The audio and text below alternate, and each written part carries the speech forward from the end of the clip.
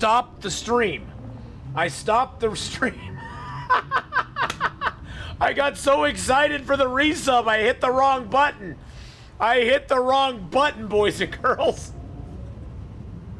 Oh God. Wah, wah, wah. Exactly. That is a face palm.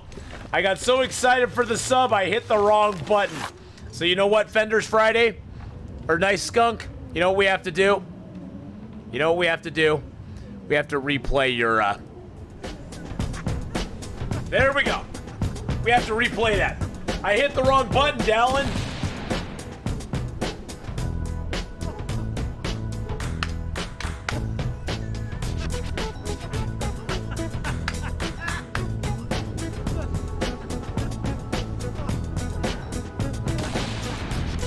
Thank you so much. Thank you so much for the 11 months, Nice Skunk. Yeah, let's give out a lot of points for that faux pas. Faux pas. Mr. Sun Tzu, how you doing, my friend? Oh my God, I can't believe I did that. I haven't done that in so long. I need to move my start-stop button somewhere else. I can't believe I freaking did that. No power in the verse. Thank you, Hufflepuff Potato Flake, for the resub there as well. Good Lord. Yeah, pro streamer move there, boys and girls. Pro streamer move. That was a very pro streamer move. Okay, let's drop that. Let's drop that. I'd lay down right I here know you if would, thought buddy, I'd but never you know wake we up need again. to repair some stuff first. So let's repair these socks. They're crappy socks, but we're gonna repair them anyway. Wow, I can't believe I did that. I cannot believe that. Atheenon, Atheenon, Atheenon. Learn how to stream, my friend. Learn how to stream effectively. Good Lord. There's some more points for me not streaming effectively. For me sucking on the stream. Yeah, okay, so let's see. Let's repair that up. Hopefully can get that one done before the sun goes down.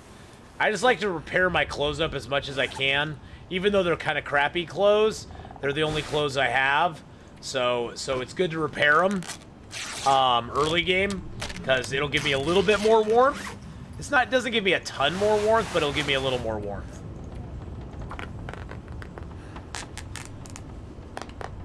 Oh my goodness gracious! Wow, that is embarrassing. That is embarrassing.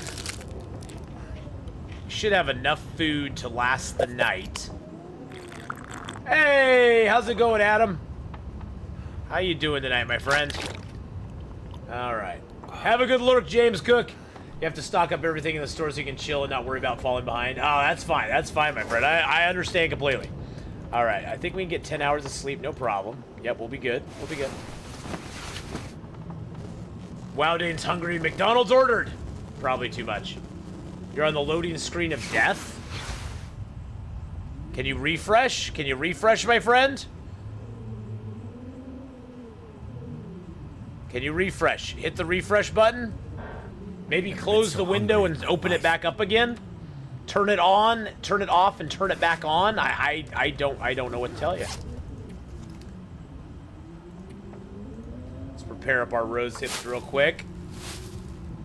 Well, I am sure, sir. I'll give out some loading screen of death points.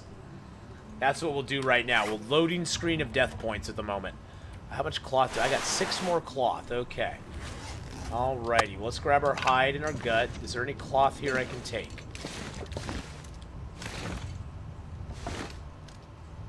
That's a shelf. There's some cloth. Might as well break down a little bit of cloth here. Total crash there too. What? A total crash of the game? What?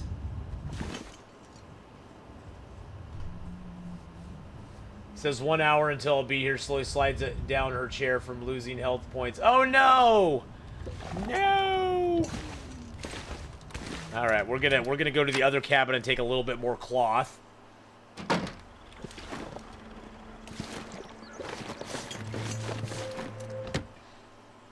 It's very dark in these cabins right now. I don't need the bed. Need the curtain. Alright, let's sleep just a little bit more. We're very low on calories right now, guys. Very low on calories. But that's going to be okay. It's going to be fine. Once we hit the... I'm just going to crack that open and get a few calories out of it. Once we get to the river, start going up the river, we'll get a lot of cattail heads. So that's going to save our butt. Cattail heads, that's the main thing I don't like about starting Desolation Point. There's no cattails. Which makes it very annoying.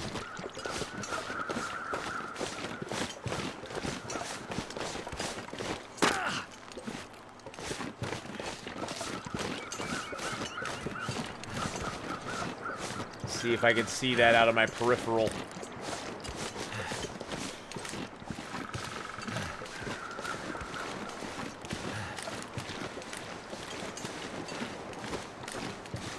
Where is my hut? Where is my hut? I know there's a hut out here.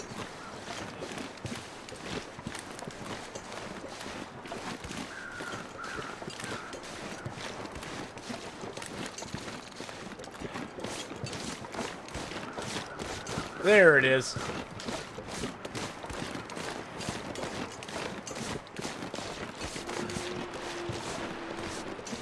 No heavy hammer, though. That's okay. No heavy hammer. Ah, thank you, Chris.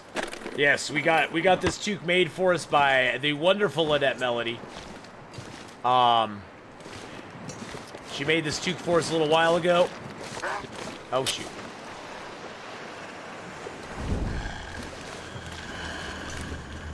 Drop our torch, switch to that.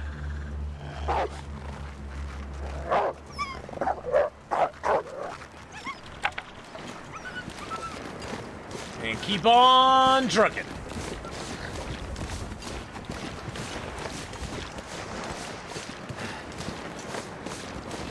Should be coming up on the bridge here. Yep, there's the bridge. Actually, want to go check the car on the bridge.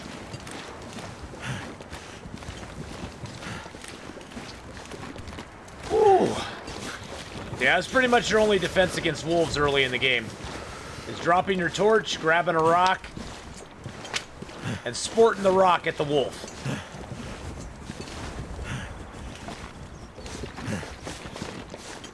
All right. Woo! Yes, Lynette, there we go, right there. And the cool thing about this toque is that it has two sides. It has the maple leaf side for when we're just exploring, and then if we're hunting a bear, we got the bear side. So we get the bear side out, and that gives us bear power, so we can take the bear down. And we also for the moose too. You know, we could do it for the moose as well. But yes, it gives us the power, boys and girls. All right. Now.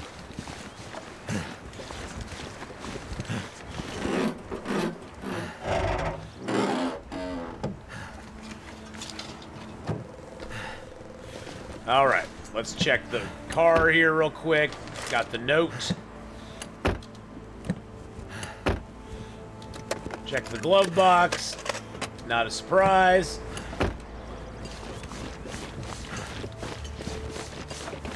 Scooch around here. Drop into the river.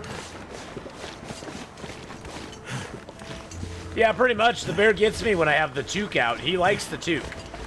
The bear likes the toque. He doesn't like me sporting the toque. You know, Katie, the only reason I did a custom game, Katie, is it's a custom interloper, so it has all the interloper settings. All I did was choose which zone I wanted to spawn in. That's all I did. It's just so I could choose Desolation Point and not have to go through multiple deaths to get a Desolation Point spawn. No other reason. I changed nothing in the custom options. It's custom interloper, and that's it. And so if you pick a custom template and you go, oh, I want interloper, You can. All it does is allow you to choose what zone you want to spawn in.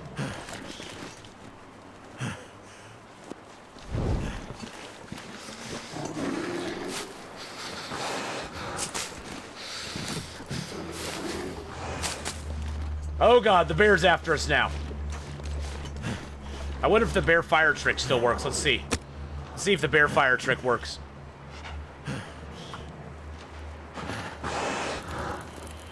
That should help warm things up.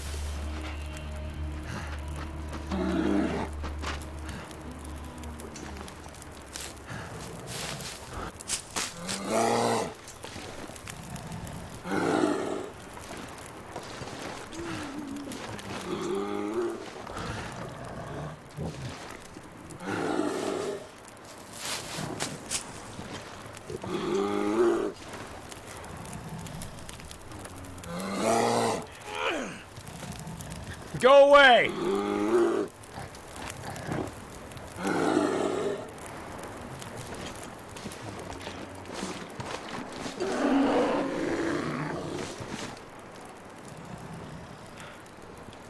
need to find some place to escape this cold.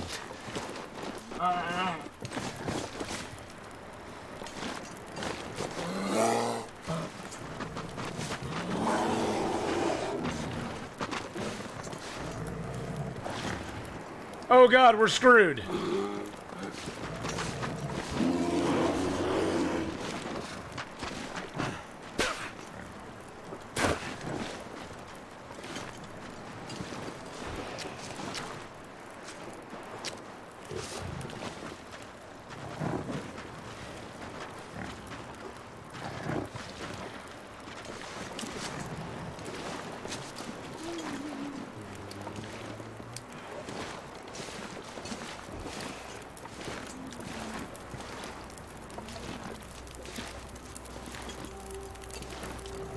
Wow!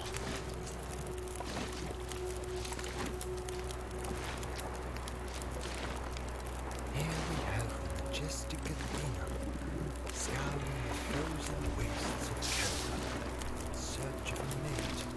If you listen carefully, you will hear his intoxicating mating call. Teacup! Teacup! Teacup! Teacup!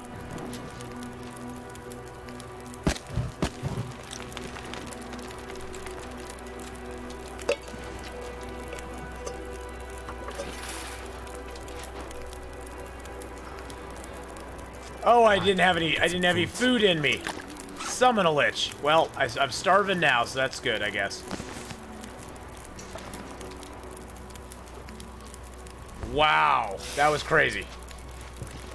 I was so worried about the bear, I didn't even notice I was starving. Well, we're gonna starve now.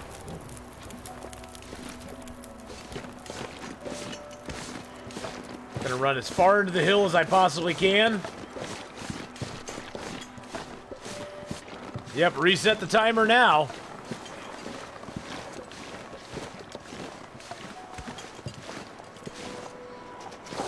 Oh, jeez.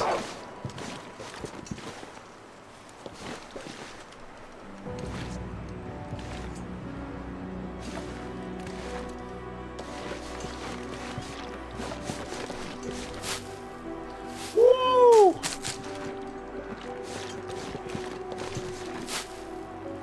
Wow, I can't believe we got away from that. Please explain starvation strategy. Well, now that I'm starving, I'm just gonna starve. It'll save my calories. You don't lose very much health by starving. You lose a little bit, but not much. And so, I'm at full health right now. Anything that I starve today, I can gain back tonight when I sleep. Because I'm not taking any cold damage either.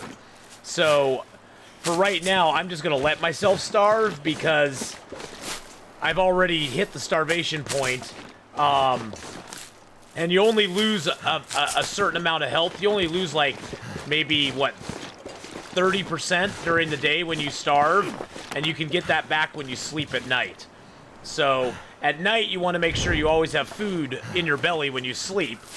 But yeah, you just have to eat about 750 calories before you sleep, and then you can gain back all the health you lost during the day. I usually choose not to starve, but I was so worried about the bear there, I didn't pay any attention to my starving. So that was my own fault. Generally, I didn't want to starve, but it happened. It happened. So now that it's happened, we're like, well, we aren't going to eat anything until we sleep tonight. And as you can see, we're losing a little bit of condition from starving, but not much. The cold is what kills your condition the fastest. If you're cold, your condition will go down a lot. So you don't want to be cold as much as you can. You got to be cold at some point because it's always going to be cold in the long dark. But the starvation technique is something they didn't really patch it out of the game. They just made the benefits of the well-fed bonus so good that most people choose not to starve anymore. Well-fed means if you get the well-fed bonus, you get 5% more health, overall condition, and in addition to that, you also get a huge 5 kilogram carry bonus as well. So you get a large carry bonus, so you can now carry up to 35 kilos instead of 30, and you get that 5% extra health. So it's really nice. And most people love to have well-fed, including me. So I generally will not keep myself underfed if I can help it.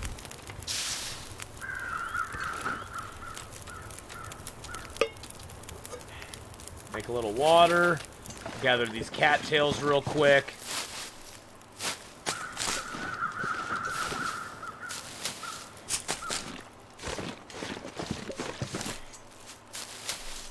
I guess I can keep some more cattail heads. I need those for tinder. At the beginning of the game, you like to keep your cattail heads because they can be used as tinder. And you don't have to break down sticks to get tinder that way, which is really nice.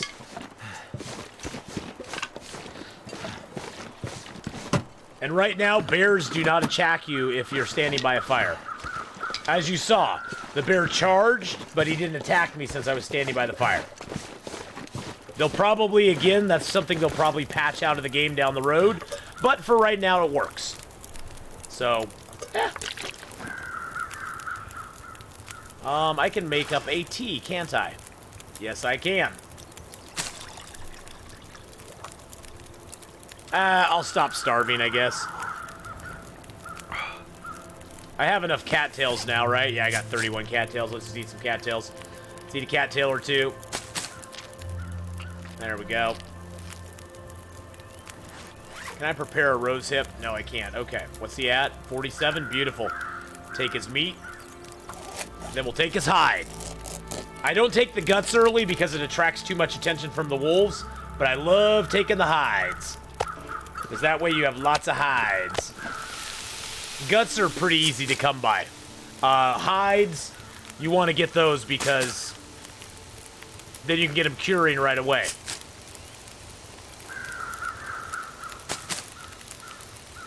I don't know if the fire thing works on barrels. Take his hide.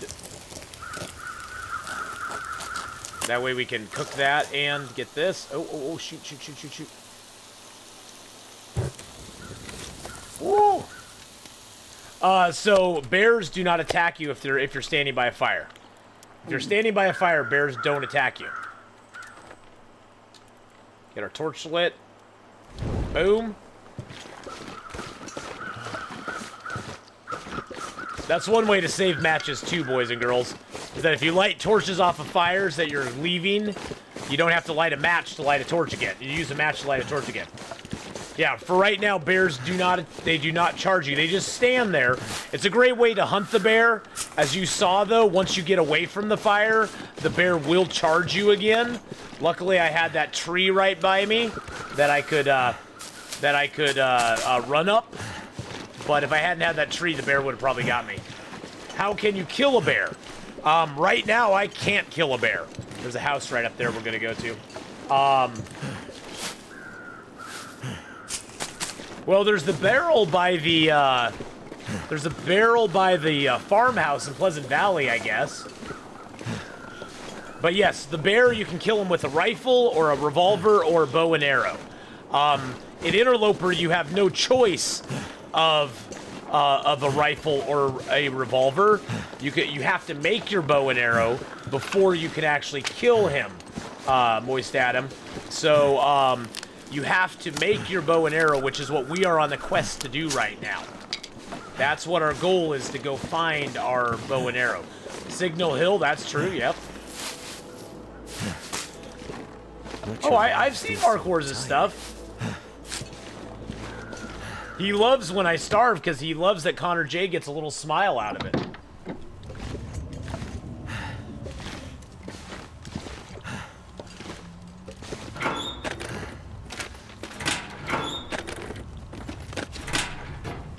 You can draw, yeah, you can draw the bears into places, Mark Wars, that is true.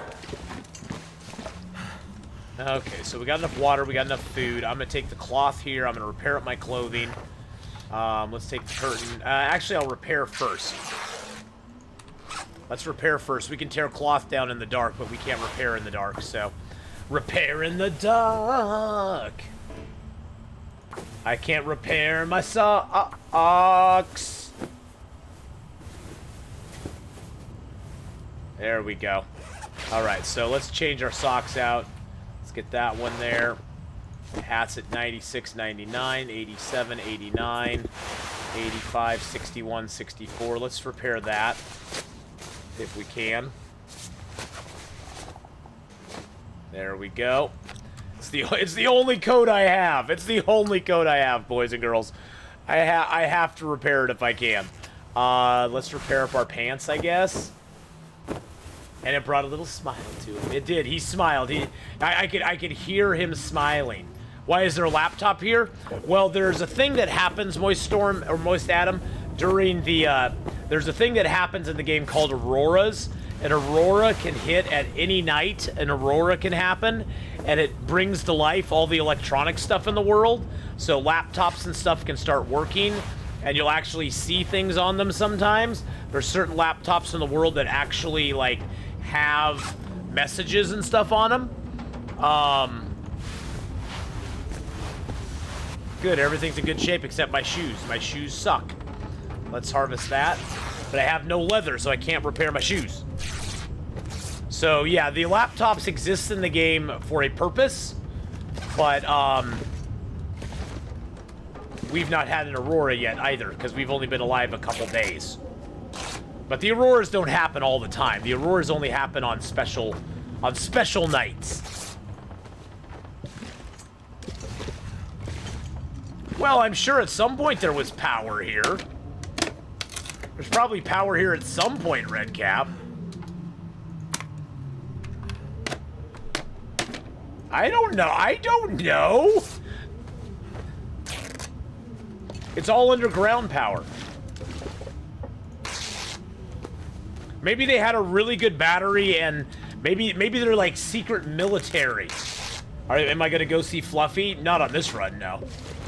I don't go to Bleak Inlet on most of my Interloper runs. There's no reason to go to Bleak Inlet, unless you're really bored, or you just want to die. There's not a real reason to go to Bleak Inlet. Bleak Inlet doesn't really have anything in it that that would really cause you to want to go there. Aurora charges the lithium-ion batteries. Oh, a damn good battery. Where can you get one of those? I don't know. Yeah, there was the hydro dam. That's electricity. Where did that electricity go to? You're telling me they made the Carter hydro dam to just like have electricity go nowhere? I'm so tired. Well, I guess it went through Forlorn Muskeg to the maintenance yard, because there's power lines all down that. So you could say it did that. I don't know where it would go otherwise, though.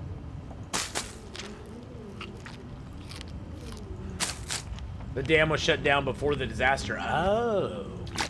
Really? Really? All right. So we're going to get some sleep here, and I'm going to take a quick 2 and 2 and go take a potty break. So I'll be right back, boys and girls. 2 and 2, just like Chuck Woolery. 2 and 2. I'll be right back, boys and girls. The chair will take over for me. The chair will entertain you on the break screen. I'll be right back.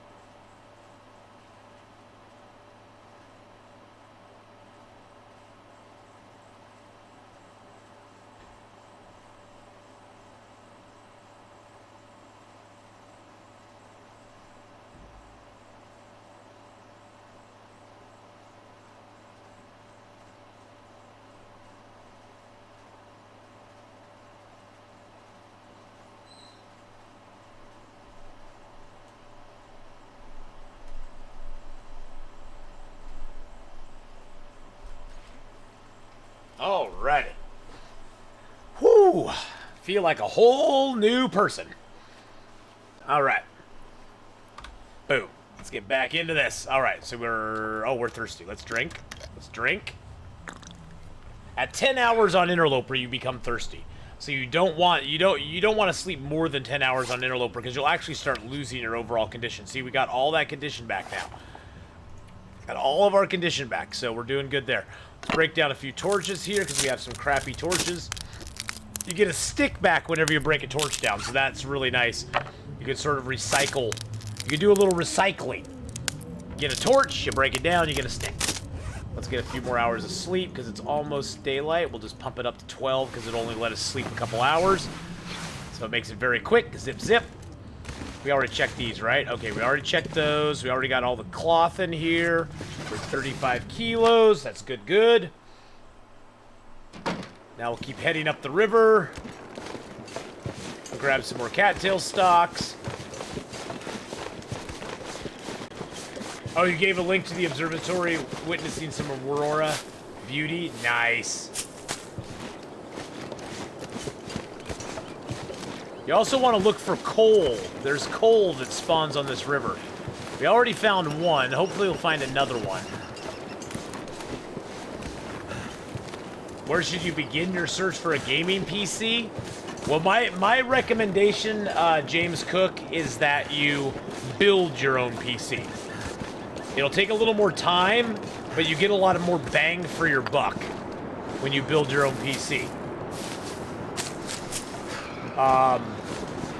That would be my recommendation.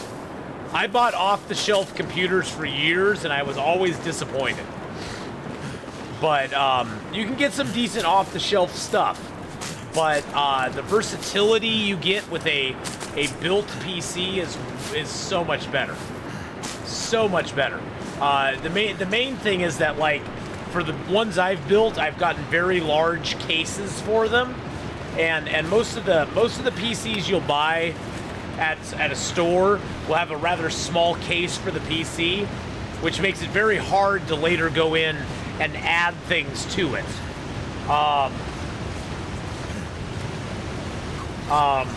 So building your own PC can sometimes be the best option. It's not for everybody. I mean, if I didn't have my tech friend helping me, I would have probably been lost building my own PC. So I'm very fortunate that I had him helping me out. But if you can find somebody that knows how to do it, or if you know how to do it, you definitely get a lot more bang for your buck out of a built PC than a pre-built PC. Usually the pre-builts will have not the greatest graphics cards, and they'll probably have a decent processor in them, but the graphics cards won't be that great, and they may not have a lot of memory in them. You may have to add more memory. There's just a lot of things, so.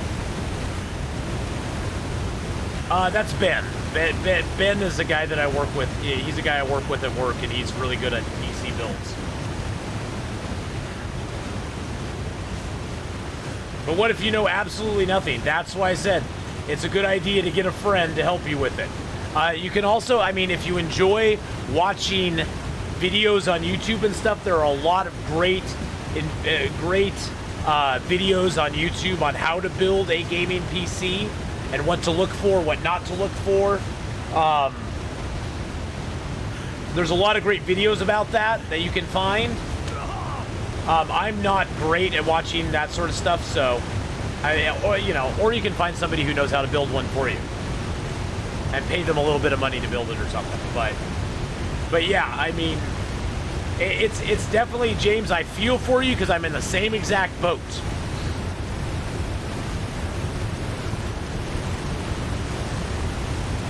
It's no fun watching something you gave an entire day to build just smoke into nothingness. Yeah.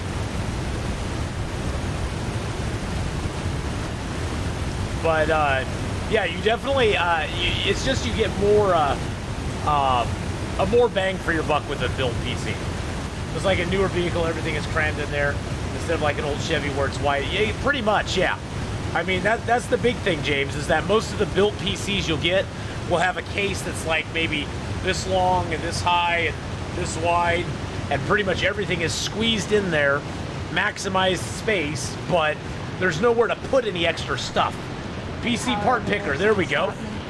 There you go, PC part picker. Ashley likes bunnies! Oh, Ashley likes bunnies. Thank you for the follow. Thank you very much.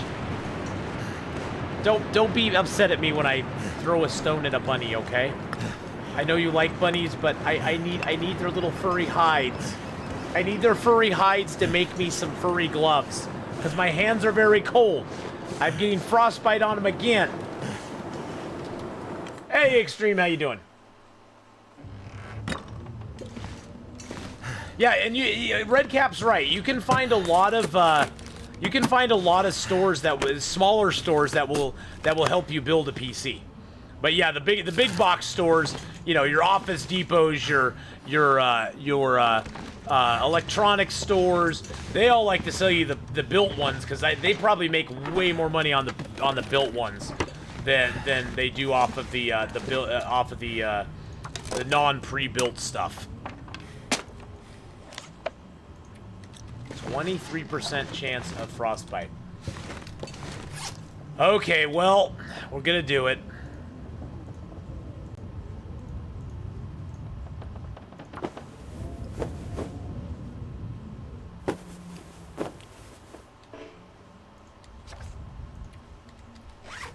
I made the gloves. There we go.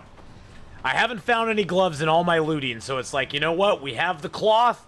We have the time. We're going to make the gloves. That's going to keep our hands from getting frostbite. The gloves aren't great. They have a half-degree warmth bonus, but you know what? They're better than nothing, which is what we had. So we're definitely going to we're definitely going to utilize those. I forgot to drop that last night. I'm going to drop those here for just a second because we're going to warm up a little bit in here. I'm going to eat a little food.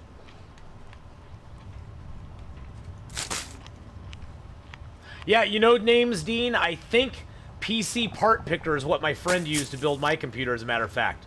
Because they'll go on there and they'll actually, like, tell you what parts are compatible with each other. And stuff, and it actually helped us find where we could buy them too. So that's a great thing. Yes, that's a great thing. So definitely, if you're interested, James Cook, go check out that website. It is the one that I believe my friend used as well. And so it definitely, I recommend that one. So go check that out if you're just kind of, because that'll show you all the parts you'll need to buy.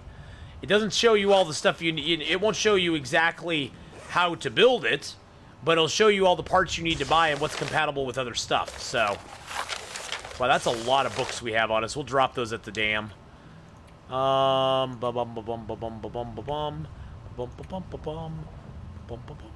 got 46 sticks on me. Wow. And I got 20 coal and 7 of that. Wow. All right. Let's just get warmed up here real quick. I needed to heal my. Need to heal my wrist. Let's heal our wrist. You are healed, wrist. Let's also heal our pain. I hate the blurry. Hey, I hate blurry vision. Let's make one more bandage. I want to get completely warmed up before we go. Then let's sleep for an hour. That should get us hopefully warmed up. I am always overweight, Cutie Katie. I always go overweight. Especially early game. Early game, I am generally always pushing the 40 kilo mark. And once I get the bearskin, moose hide satchel and the well-fed bonus, I push the 50 kilo mark. Plan to switch from Xbox because I don't want to pay for the next gen. When I get a nice PC, I play a little multiplayer, so the high frame refresh. Yeah, PCs for that high frame refresh rate will be really nice. And that's the thing to look at too, James. There's certain games out there that really rely heavily on the graphics cards. Certain games that really rely heavily on the processor. So check out which games you're playing and what they really rely heavily on, and that'll help you out a lot as well. That's only -6. That's not too bad. Are you at Carter or the workshop? Oh, I'm at the I'm right here in Coastal Highway. I'm just about to get out of Coastal Highway and go into the ravine. My goal at this point is to get to the Carter Hydro Dam. And along the way, we're going to go through the ravine. If we have a rope in the ravine, we're going to climb to the bottom and get our flare gun, because there's a guaranteed flare gun there. Oh, I never looted this corpse over here. Let's go loot this corpse real quick.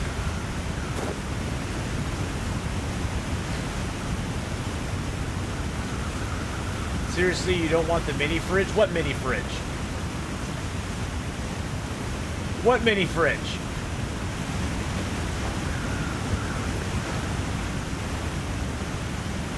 A mini fridge? Where's a mini fridge? I need a mini fridge, actually. Keep my Sobeys nice and cool by me. You're terrible at telling which trailers are where? Yeah. Oh, well, all the trailers look alike, Ashley. That's not uncommon at all. All the trailers in the game, when you, except for that one in Hibernia that's like a 3-part trailer, they all look like the same. Oh, the mini fridge Xbox. Yeah, I haven't console gamed in years, and I really don't regret it. I'm definitely a PC gamer. Definitely a PC gamer at this point, so. PC's my jam.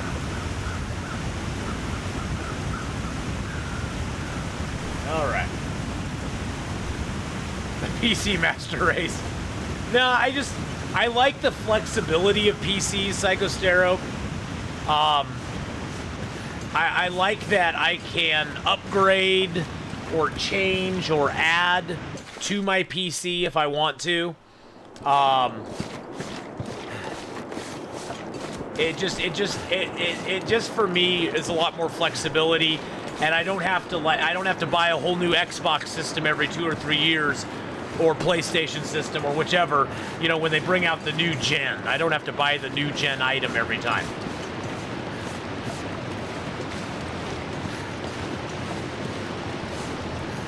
All right, guys, scariest bridge in the game coming up right now. I'm gonna get my rock out. Oh, it doesn't give me a target, does it? Oh, God. Just don't look down, okay? Don't look down. Don't look down. Don't look down. Don't look down. Don't look down. Don't look down. Don't look down. Okay, I didn't look down. Ooh, we made it. Okay.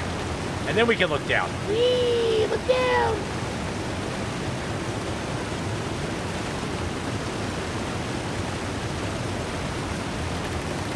Stop creaking! We are in the ravine. We're in the Raven Falls Trestle area. It's the ravine. Jump, you know you want to try it. I don't want to try it. Jumping's not good.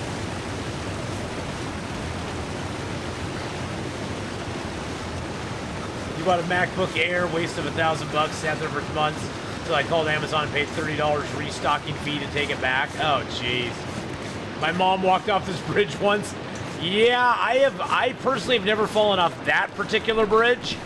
I have fallen off of other bridges and logs. I actually fell off the log here in the ravine. Yeah. This is not my Fearless Navigator character. No. This is a brand new character.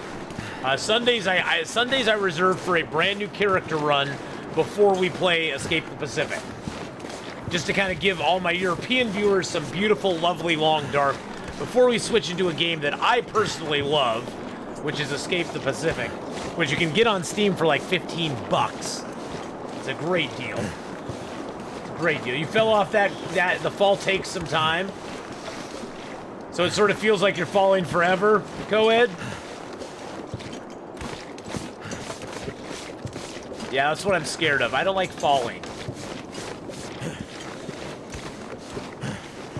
I'll never forget watching Stacy fall off that bridge the first time she found it. That makes me chuckle, and it's sad at the same time, because I know that feeling. I know the feeling of falling off that bridge. You get time to reflect on that. You get time to reflect on what an idiot you were for falling off that bridge. Now, the nice thing about the ravine is there's no wolves here, there's no bear here, there's no moose here. There are some deer, And in addition, there's usually 2 to 3 deer corpses in this zone as well.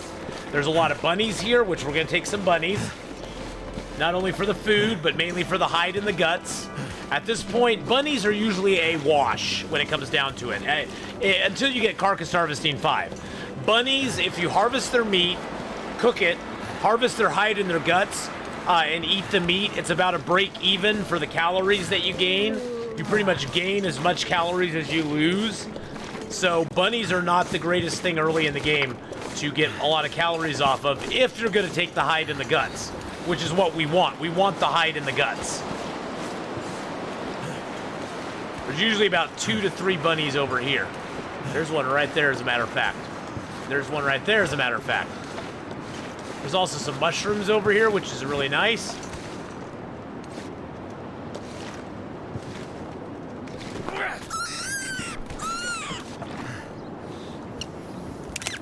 I'm sorry. I need your furry little skins. Oh yeah, exactly, J-Car. Exactly. That's pretty much what we're planning to do. You can get all those skins. You can get them curing in the Carter Hydro Dam, and then there's birch bark here too. I forgot about that. Birch bark is in this zone as well, which is awesome.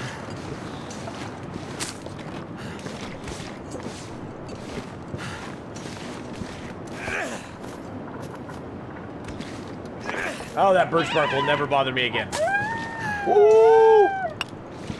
You ruled the rabbit, you animal! Yes, we did. Thank you for the 100 bits there, Extreme! Appreciate that, my friend.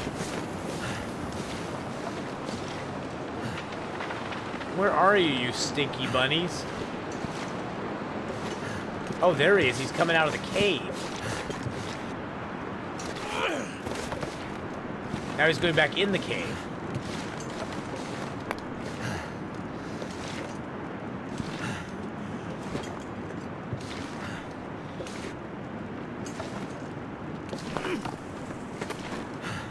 Now he's going back in the cave because I missed him again.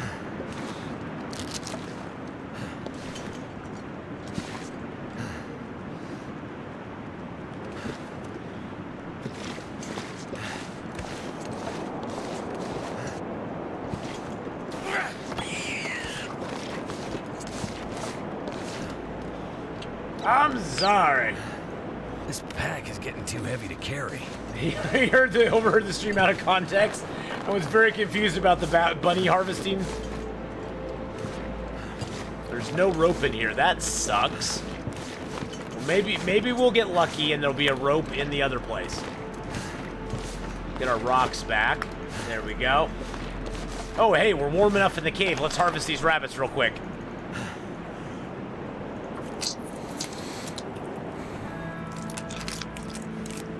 See, it takes a long time to harvest the rabbits, boys and girls. A long time to harvest the rabbits. 2 hours. 2 hours. That's a long time. Feels like a lot of gear. Let's go to the cold part of the cave and start a fire. Oh wow, there's no cold. Oh wow. It's actually +1 out right now. If I wasn't so heavy. Oh, there we go. It's 9 degrees there, 1 degree there. Okay, we'll start the fire on the cold side of the cave. Oh, I need to drop all my hides and guts too. Don't let me forget to do that before we cook. Oh, not the birch bark. We got a lot of sticks on us. The dead rabbits. Yes, Trash Squirrel. I'm sorry if your boyfriend overheard something and took it the wrong way. We're just harvesting rabbits for their little furry things. Because we need their little furries, so we can make little furries. Not that we are a furry, or that we like being a furry, but we need furry mittens and hat. That did it. Let's throw our sticks on there. Almost any.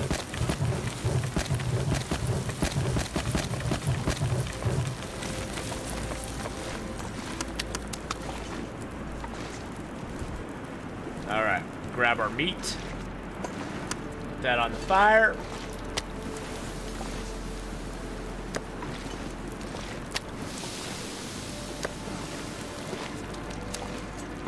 drop all of the hides we got. And that one birch. We got one birch that we found in Desolation Point. Alright, let's eat up the rabbit meat. Always eat before you drink if you're eating meat, because the meat is very salty and it will dehydrate you. And once you're parched, you can't get any more parched, so it was not already cured, as a matter of fact.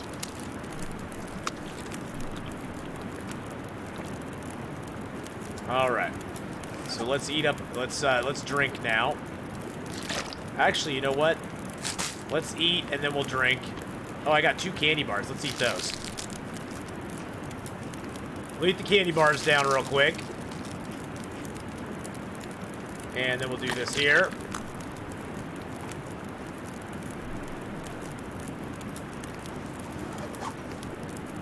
Hey, I started streaming with a computer that I was streaming with integrated graphics on that computer. I had an integrated graphics card. Let's make the birch bark real quick. Boop. How is it salty? I don't know. It makes you thirsty. It makes you thirsty. I don't know how to say it any other way. Eating the rabbit meat or bear meat or whatever, it makes you thirsty. So I always eat the meat before I do anything else because I don't want to be thirsty.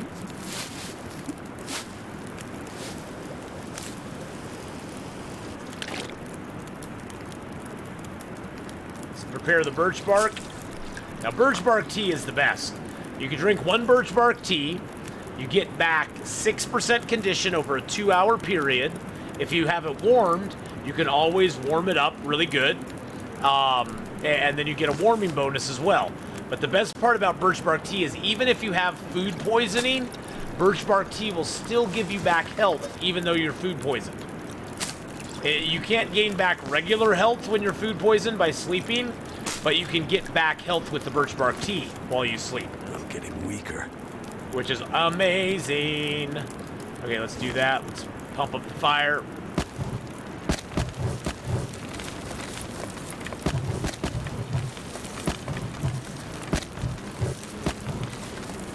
There we go. Get our bedroll down.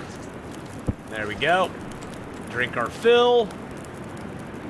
Dirty McKinsey found a salt rock and didn't tell us. I know. Exactly. They don't tell us those things, see? EverQuest doesn't require a good GPU. Well, exactly. It doesn't. EverQuest requires a processor, and that's it.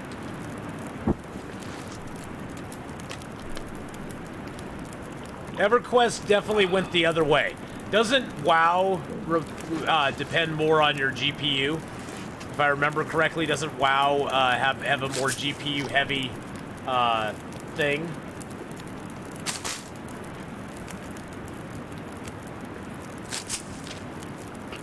I think it does.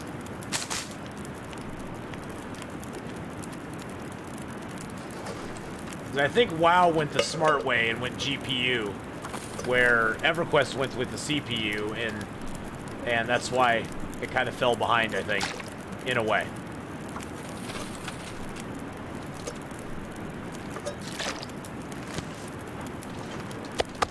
Alright, let's grab all this stuff. We can take that with us. Grab a couple torches, or a torch. Well, let's grab 2 since we can.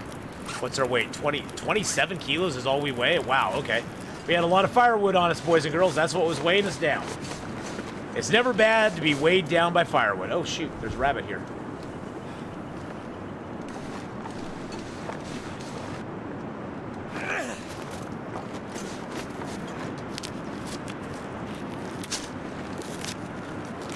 Hold on 1 second, boys and girls. We got 1 more rabbit to harvest. So I'm going to throw another few sticks on here, a piece of coal. There we go. Oh, there's another birch bark here, too. Nice. Birch bark, hoo-ha-ha.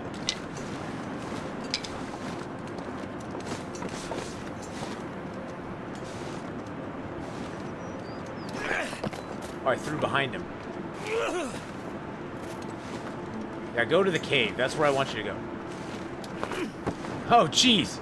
He was a fast little bugger. God dang it. Stop running away from your feelings. Poor rabbit's like, God dang it. Somebody keeps throwing rocks at me. Dang, I keep throwing behind them. I hate them when they go left to right like that, or right to left.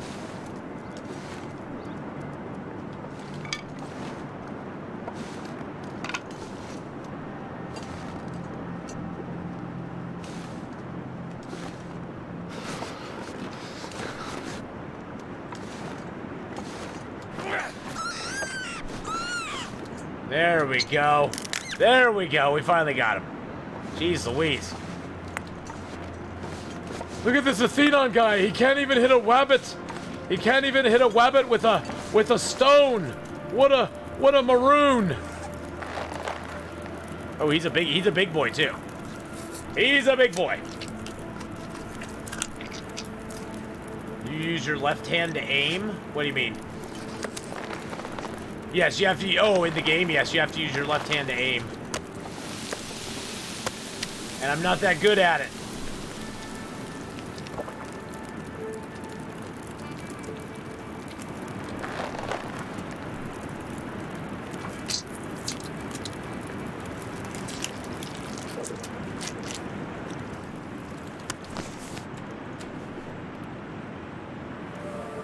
Ooh, cooking 2, baby. Yeah, there we go. Cooking 2 already. Very nice. Very, very nice. You never get used to that little squeal, I know.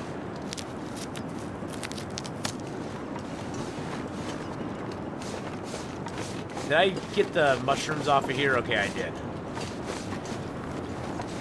No power in the verse can stop me. Hey, thank you for the follow there, Moist Adam.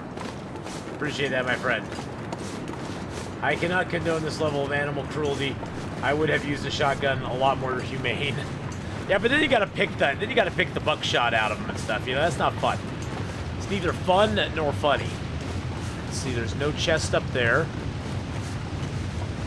This is the log I've actually fallen off of before. I actually fell off this log one day. It was not pretty. It was not pretty.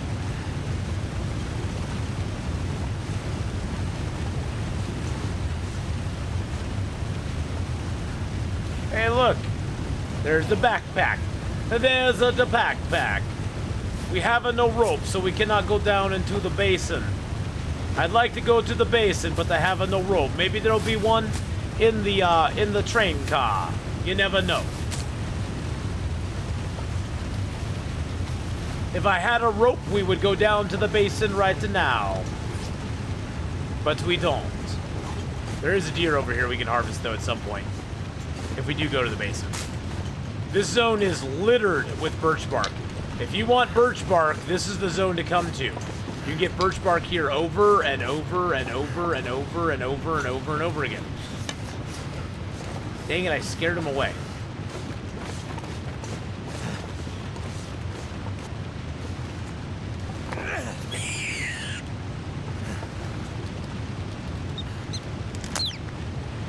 Ah! Too much stuff to carry.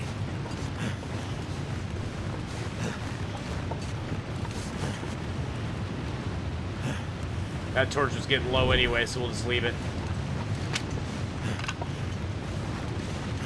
I assume the rabbit was very vegetarian suitable. I don't think so. Just taking a wild guess. I don't think they are. Sorry, Rosebud was an old cheat you could type into the game to give you basically infinite money. Into what game? Into what game?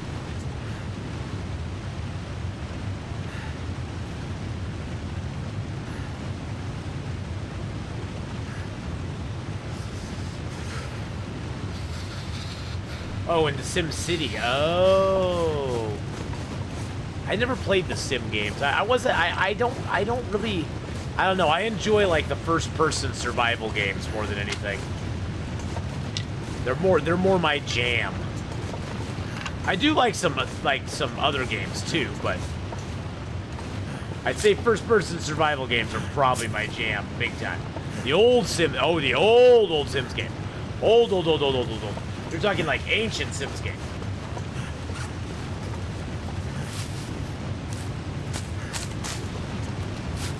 I never played those either. I was playing EverQuest back then. I looked at Kingdom Come Deliverance. I watched some streams of it, and I wasn't really that thrilled with the idea. I just, it looked like a lot. It looked like a lot to get into. It looked like a lot more than I was willing to put in at this point. But yeah, Badgerwick, I've looked at it. Oh yeah, I played Red Dead 2 all the way through. Yes, I just finished Red Dead 2 less than a month ago. I do enjoy that, and I'm going to start playing Mass Effect here. Maybe not this next Friday, but maybe the Friday after that. There's a lot of games I haven't played, but oh, Heavy Hammer, baby. That's what we were looking for, and some book that we're never going to read. But yes, Red Dead was fun. I liked Red Dead a lot. Red Dead 2 was really good. I had never played Red Dead 1, so I could care less about John Marston. I cared more about Arthur, but that's just because I never played Red Dead 1. What you gonna do? What you gonna do? But yeah, I've looked at Kingdom Come Deliverance. I didn't know. I don't like medieval stuff.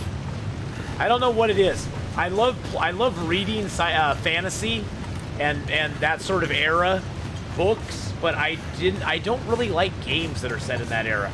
I like sci-fi. I'm not a console player, half a rebel, and the only thing they have Red Dead 1 on is console. If they ever released Red Dead 1 onto PC, I would play it.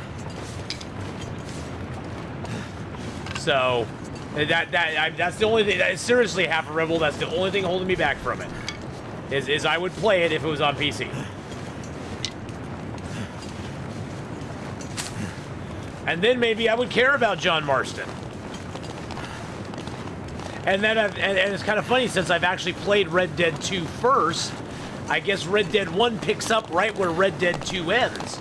So it'd be like a natural evolution for me. Because I sort of played the prequel before I actually played the game. So that'd be kind of cool.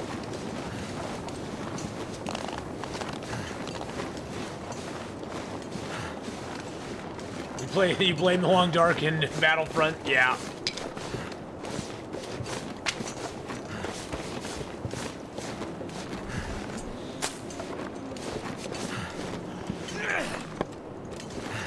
Looks like it feels like a storm's coming, doesn't it? Doesn't it feel like a storm? Yeah, a storm is definitely a brewing. Storm is a brewing, boys and girls. Yeah, we got no rope, no joy. -1. -10. There we go. Ooh, a storm is a brewing outside. I can't find any Red Dead playlists on your YouTube. Did you make one? Yeah. Come on, little fire. I'm pretty sure I did. Looks like it worked.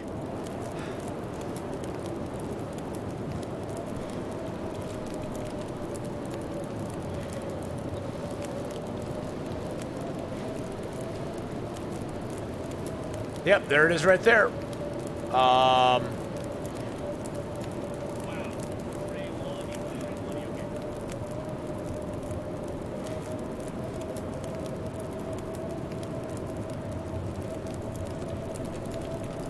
I put in red Ed. Dead.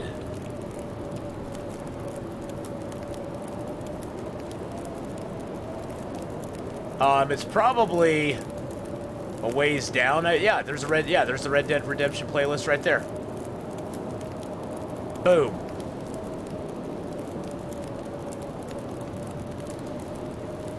And paste it. That's it right there. And it's got how many videos? 59 videos? 50 videos. 50 videos. 50 videos of Red Dead Redemption. It's a lot. That's a lot of videos for Red Dead. But then again, I spent a lot of time doing stuff and things, you know what I'm saying?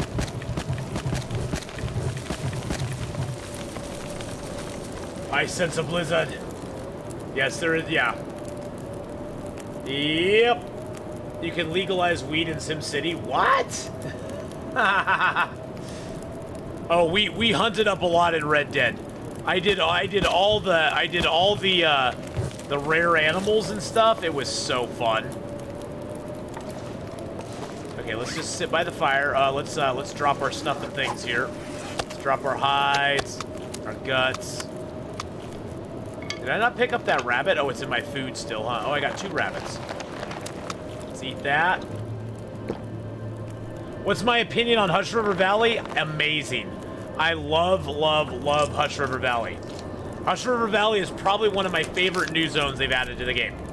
It has a very unique system of levels and different areas you can explore, as well as it has decent loot in it if you know where to look.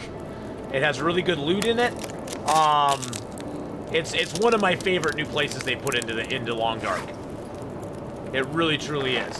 It is a very tough zone to find your way around in at first, but once you figure it out, it's really good. You can actually maneuver around in that zone very economically and get a lot of good stuff and things in it.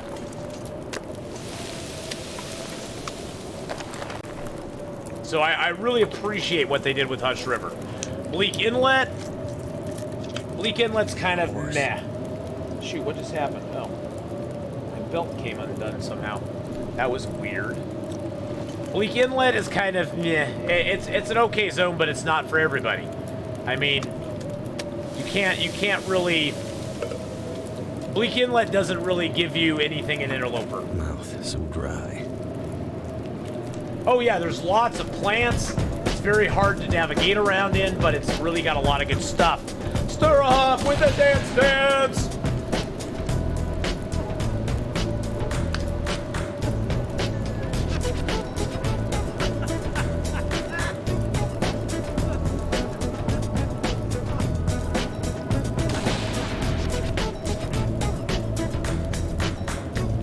Thank you so much for the dance. Let's get some points out just because we got a dance. Oh, my nose is itchy now all of a sudden. Very itchy nose. But yeah, is it Lioncello or Leoncello? Loyencello? I don't know how to say your name there. But yes, it is a very nice zone. I like Hush River Valley a lot. I'll usually spend a large... If I can spawn there... I think it's I think it's a really great spawn point in the game. A really good spawn point in the game. Because there's so much good loot there for a beginning Interloper run. You come out of there with a lot more than you do in some zones. What time of day is it? It's almost nighttime. Oops, I got a little stank on me. Let's drop that stank over here. There we go. There we go. Let's just get an hour's sleep.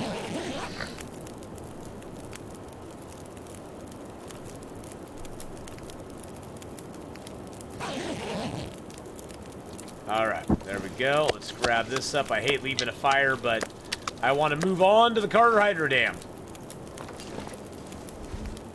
Thinking of starting a custom Interloper run today. Do it! Yeah, and you know the thing is, Cutie, if you find the wolves to be a little too annoying or something, you know, turn them down or turn them up or increase the amount of loot you get or lower the amount of damage the wolves do. You know, you can mess around with it, or you can just go straight up custom and pick the zone you want to start in. That's always fun too. That's what we did on this run. We picked Desolation Point to start in. That's all we did.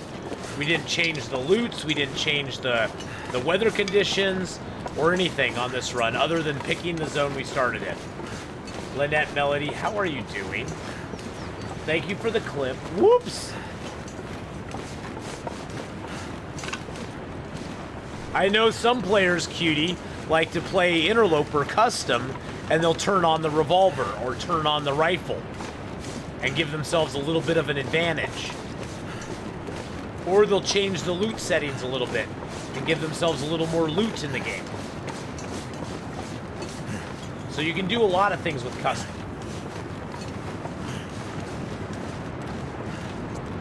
My parrot is currently trying to fight a fly, and I thought I'd share that he legit tried to fight a fly and yelling, come on, then at it.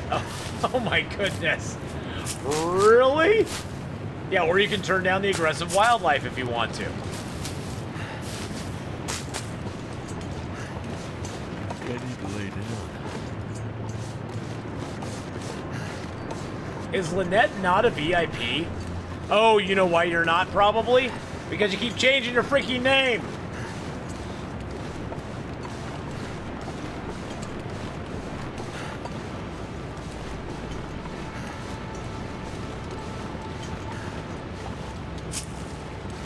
Keep changing your name. It loses track of you. Oh look, you're a VIP now, Lynette.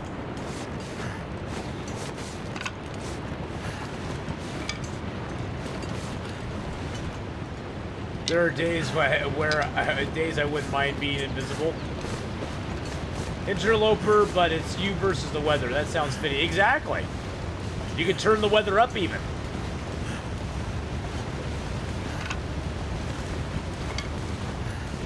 Change name to Mark Wars.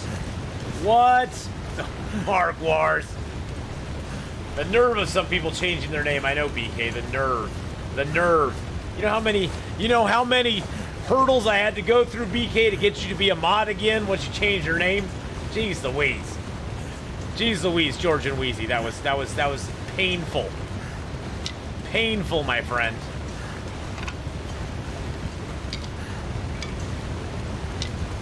You know, Desolation Point is a nice place to go after you have sort of built up your resources and stuff. It's kind of a sucky place to go early in the game because you don't have a whole lot that you can do to survive there.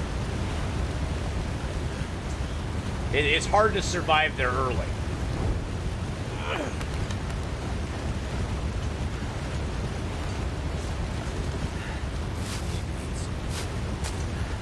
Yeah, Desolation Point's a nice place to visit. I don't want to live there, though.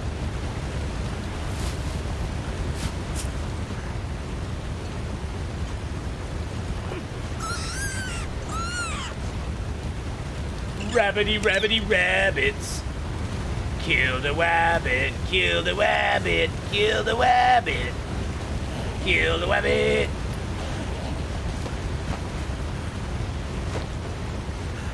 It's rabbit season.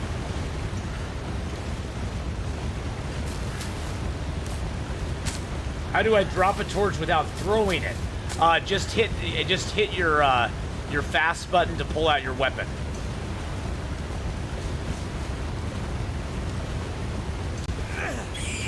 If you hit the button to pull your weapon out, you'll drop the torch without actually throwing it. So if you have your torch in your hand like this, so if I hit for me it's the 2 button, it switches to my weapon and it just drops my torch. It just drops my torch in front of me. So if you just switch to whatever your default weapon is, in my case it's rocks, it'll just drop the torch in front of you without throwing it. I don't think there's another way. Yeah, see, the other way you have to throw it. But you have to actually hit the weapons button to do it. Or I guess you could go to here and pick a rock and do that if you need to. Does that make sense? There are no gun spawns on Interloper. That is true. There are no gun spawns, Corano. Where's the shotgun? There is no shotgun, but there's no gun spawns either. Almost forgot to ask your opinion on Forlorn Muskeg region. I love Forlorn Muskeg. Actually, that's where we're going to do our first Forge run. Forlorn Muskeg has many nice things. Forlorn Muskeg has a lot of cattails. It has a pretty expansive region that you can wander and get loot. It also has the only outdoor forge in the game, so that if you forge for a long time, there's no risk of you getting cabin fever. So there's a lot of good things. There's a lot of good things that come from Forlorn Muskeg. The cattails are the main thing.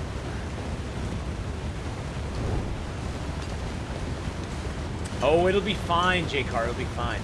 Cabin fever is a thing, yes. It's not in Winter's Embrace. Winter's Embrace has no cabin fever in it.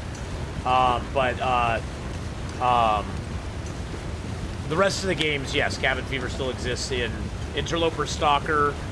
Does cabin fever exist in Voyager? I know it's not in Pilgrim, but does it exist in Voyager, or is it out of Voyager? You know, a lot of people hate Forlorn because of the thick fog and the thin ice. Yeah, I mean, you just gotta know how to... It's more knowing how to maneuver around Forlorn Muskeg than anything. You meant to say thick fog. I knew what you were saying. I picked up what you're putting down.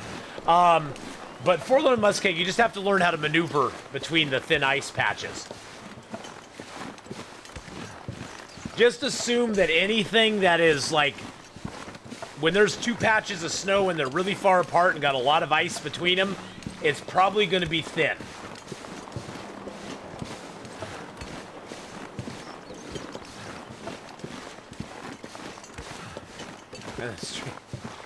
The streets are paved with cheese. Okay, you're thinking of spawning in Mystery Lake. Well, the only danger of spawning in Mystery Lake, cutie, here's the thing. If you're playing an Interloper custom file, unless you've changed the loot settings, the danger of spawning in Mystery Lake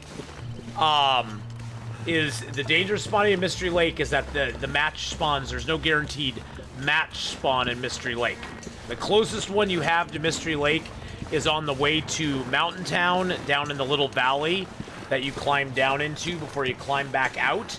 That's the only guaranteed match spawn you have. So, that's the big downside of spawning in Mystery Lake itself. Not my birch bark. You have a chance of a 50-50 shot at getting the mag lens in the camp office, though. I mean, that's a good thing, right? Okay, we're gonna use our accelerant. Boom. I forgot we had that big, huge Jerry can on us. We had Jerry's cans, boys and girls. Jerry's cans are very nice. Whoa, that sounded completely wrong.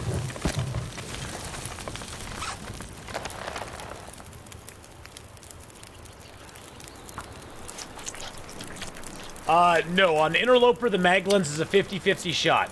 The mag lens and the, you're either going to get a mag lens or a bedroll in the camp office. One way or the other.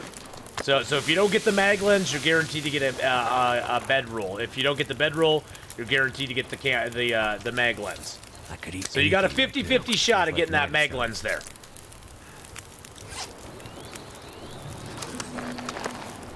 Any chance to get both? No. Nope, no chance to get both.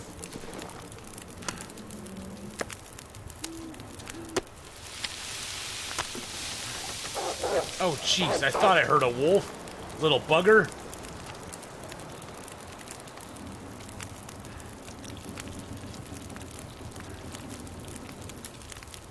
$35 and $11. Okay, we'll just cook these up real quick. Hey, Duke, how you doing? So where's the closest mag lens then from Mystery Lake? You'd have to look. So Baba Booey, you could go and look at the loot tables. There you go. You can look at the loot tables and find it from there if you need to.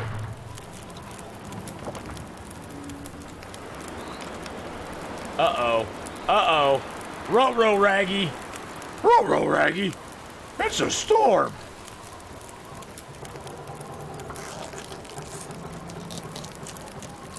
But yes, you can go look at the loot tables, and that will tell you where you'll find that mag lens, that heavy hammer, the hacksaw, the other things and stuff that you want to find. Just popping in a bit before having a video chat with family. Oh, nice. This pack is getting kind of heavy. Ooh. Okay, it's blowing it down, but that's okay. That's okay.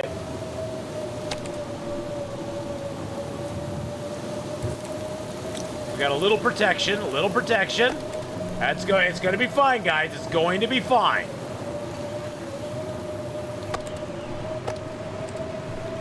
Eat that piece of meat too. Grab our rabbits. Get our guts. I wish I could get the guts off this dude, but I don't have the time. I ain't got the time. Woo! That was crazy. I'll give you some night vision. That'll teach me to leave the gate open. I heard the wolf can get in here even if the gate's closed. I've heard the wolf can get in either way. So I didn't think it mattered. I thought the wolf could get in whether the gate was closed or open. And yes, we are not in a Desolation Point anymore. We actually survived the first part of this challenge, and that was to get out of Desolation Point. The second part of this challenge for this run is to get our heavy hammer, which we've now got, find a hacksaw, which we still need to find, which hopefully I'm going to find the hacksaw in the dam. I'm hoping I find the hacksaw in this dam underneath the stairs. It's going to be great. But that's our next goal. Oh, I got Carcass Harvesting 2 off that. Yes. How many matches do I have left right now?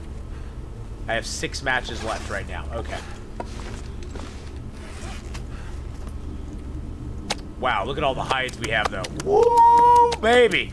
Oh yeah, we only have 1 birch though, because I haven't got a hacksaw or a hammer or a hacksaw yet.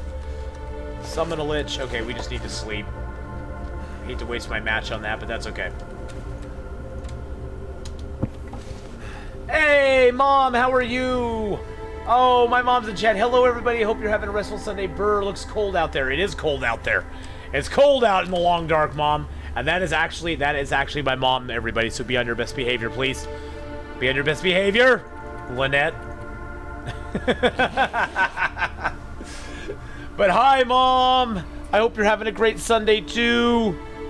Lots of love, Mom. Lots of love, Mom. That is actually my real mom. That is the official Atheenon mom. As the official Atheenon mom. Redneck, hey bud, how's it going? How are you doing, Redneck? You're resisting the urge. Well, resist the urge, Twinkie. Resist the urge. You're fighting the urge now.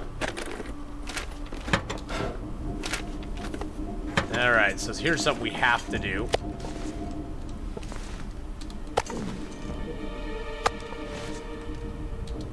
I have to finish the maple runs. I love you too, it's official. Aww. Thank you, Mom.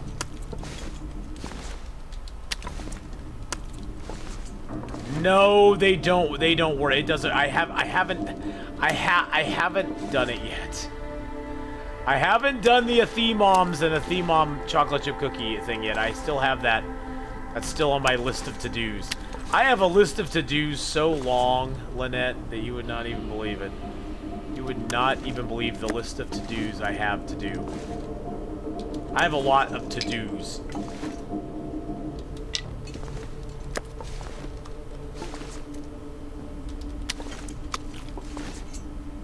Alright, that's beautiful. Look at all these guts. Look at all the hides we have. That is beautiful. This is our cure up. This is our cure up spot. This is our cure up spot here, so. But yes, thank you, Mom, so much. I love you too, Mom. I hope you stay cool today. It's supposed to get up to 100 degrees out today, Mom. So please, please, please stay cool. I know your house stays pretty cool most of the time, but it's supposed to get 100 degrees. 100 degrees. How do you manage to get so many hides and birch this early in the game? So killing rabbits and harvesting already dead deer. You want to harvest all the dead deer you come across. The harvesting of the already dead deer gives you 2 things. It gives you food, but it also gives you guts and hides. Now the birch, the only reason I have that birch is I beachcombed in Desolation Point, and I found a birch on the beach. A birch on the beach. I still have night vision on for you guys because it is a little bit dark in here. So I want you guys to be able to see better. But yes, you always early in the game want to harvest all those ravaged deer that you find. I know some people have the philosophy of, well, I like to harvest them all. Some people have the philosophy, I want to leave those deer alone because they will be feather spawns later in the game. I have not done a forge run yet. Well, the thing is that you can build a fire by those deer, and then you can cook some water while they're thawing, and that way you can get some water made. You can thaw out the deer, and then you can harvest the meat, put the meat on the fire, harvest the hide while the meat is cooking, and then if you have time, you can harvest the guts. Ooh, another can of spray paint, which we'll never use. Birch on the beach. Birch on the beach. Birch on the beach. Birch on the beach. Birch on the beach. Birch on the beach. Birch on the beach. Green Hell's a lot of fun, Yalith. Green Hell is a lot of fun. I've never tried the multiplayer on that one, but Green Hell's a lot of fun. The survival aspects of it are, they're interesting. They're very interesting survival. The backpack is amazing. Backpack is my favorite. I wish they had the Green Hell backpack in every game I play. I hate the backpack in Green Hell. Hey, Lethal Stapler, thank you for the host and thank you for coming by, my friend. I hope you're having a good one. But no, Yalith, Green Hell is a beautiful game. The story was fun, but you know.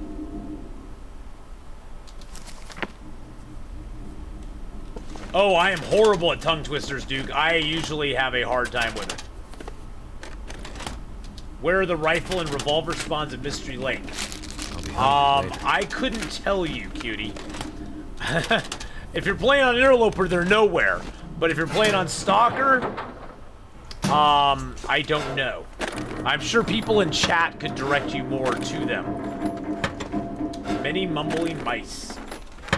I like the many mumbling mice. Doing the story right now is playing multiplayer with some friends yesterday. Yeah, I think for that aspect of the game, I think that's where the game is really going to have its biggest boost. Yalith is having the multiplayer feature in it. So definitely for people who like to play multiplayer, Green Hell is a great platform for that.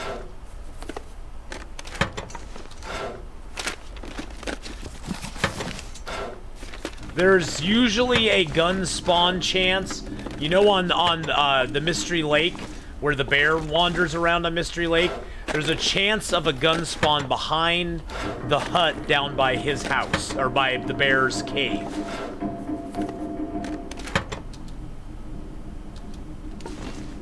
You love the backpack? See, I don't like their backpack in that game. I like the backpack idea, Yalith.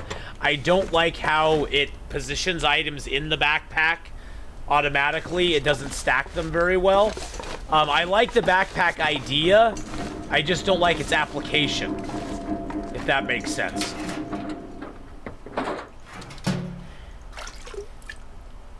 No, Lynette Melody is not my mom. No, Lynette Melody. Atheenon is my mom. Atheenon. There's a person who will come into chat. You'll see Atheenon. And Atheenon is my actual mom. Lynette was actually saying hi to Atheenon. She was actually welcoming my mom in. But no, Redneck, don't worry about it. Don't worry about it, bro. It's totally fine. Redneck, it's totally fine. Okay, we're gonna drop these books here because this early in the game I don't read books unless it's an archery book. I don't really read them. I'll read the fishing books in any game. I'll eventually read the fishing books, but it's too early. I don't have enough food. I don't have enough stuff and things going on.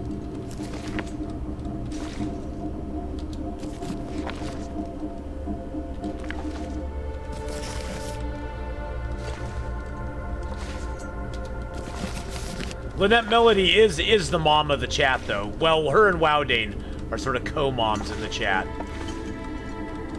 Hey, we got the well-fed bonus finally. Yay, well-fed bonus, ho!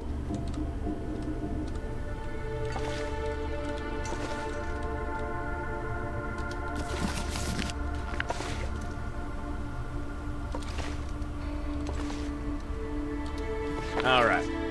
I'm not going to carry these spray can. I'll drop that.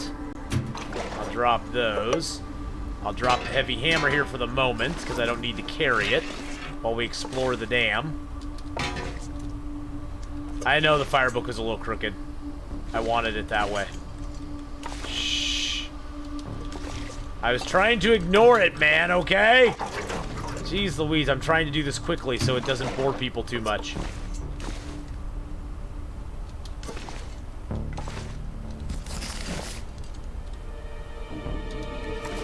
There. I was trying to do it quickly, my friend. And that's a cooking book, by the way. Alright, let's throw those in there. Bumpity-bippity-boopity-bappity-boo. Bippity-boppity-boo. Bippity-boppity... Yeah, I want all that stuff. Let's throw the metal in here. We'll have to remember to get our metal later, because that's what we need for a forge run. Alright, let's go explore the rest of the Carter Hydro Dam now. Now that we're down to 24 kilos again. 24 kilos is a good exploration weight. It means we can pick up a lot of stuff and things.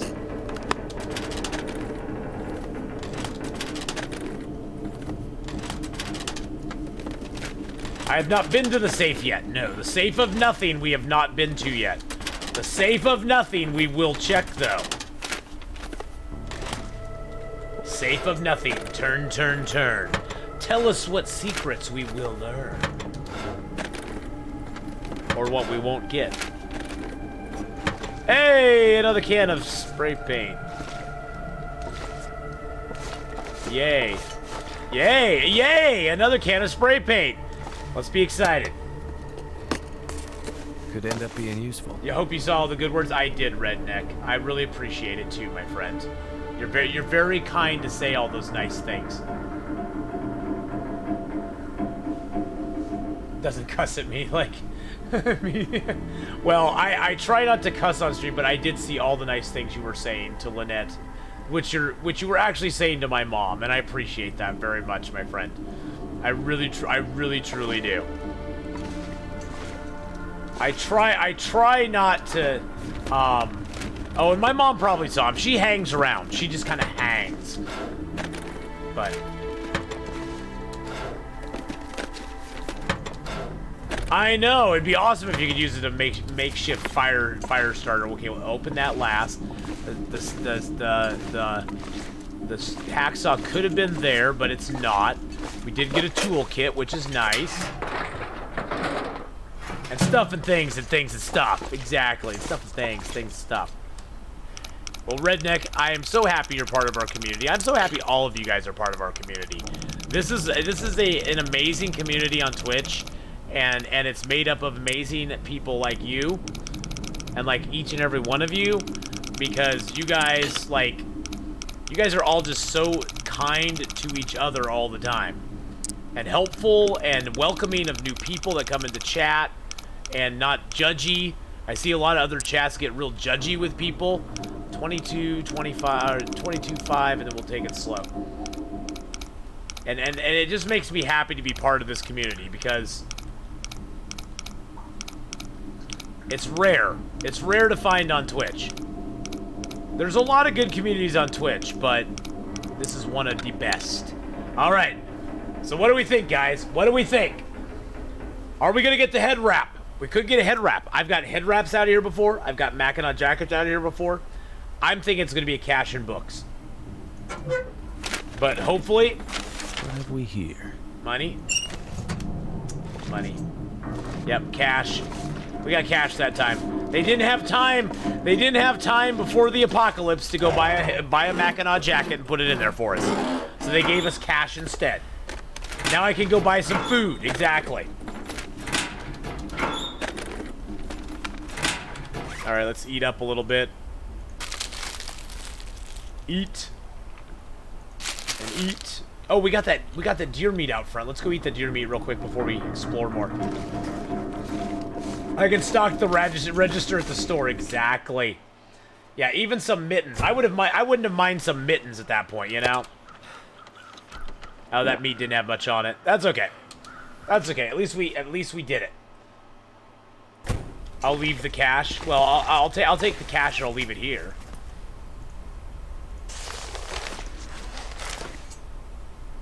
There we go. $20 Canadian, which I think with the current exchange rate, I think that's 17.5 cents US. I'm not sure. One of the Canadians would have to tell me. One of the Canadians would have to tell me, but I think it's like 17.5 cents, something like that. So somewhere in there, maybe 22.5 cents. I may be off on my conversion rate.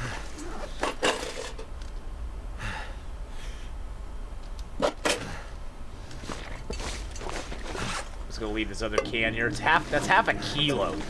It's half a kilo of garbage.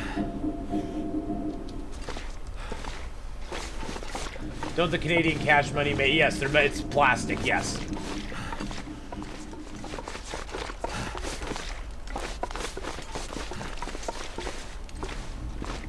The coin shortage? Well, it's a combination of several things, Miss Elani. It's a combination of not a lot of people are out there circulating coins right now because so many people are staying at home and doing their purchases online with credit cards and stuff. And a lot of people are afraid to handle currency, so a lot more people are choosing to do credit card purchases than they were before. At least this is my experience from our retail situation. In addition, the banks are not getting back as much change from people because people are not, out there as much. And also with the banks operating under COVID restrictions, the banks are not like having customers come in. They're only doing drive-through windows, and so they, drive-throughs are a hard place to give a lot of coins to. In addition, the Treasury is not making coins because they were having problems with COVID, and it's just been a crap show of circumstances that have led to rather big coin shortages.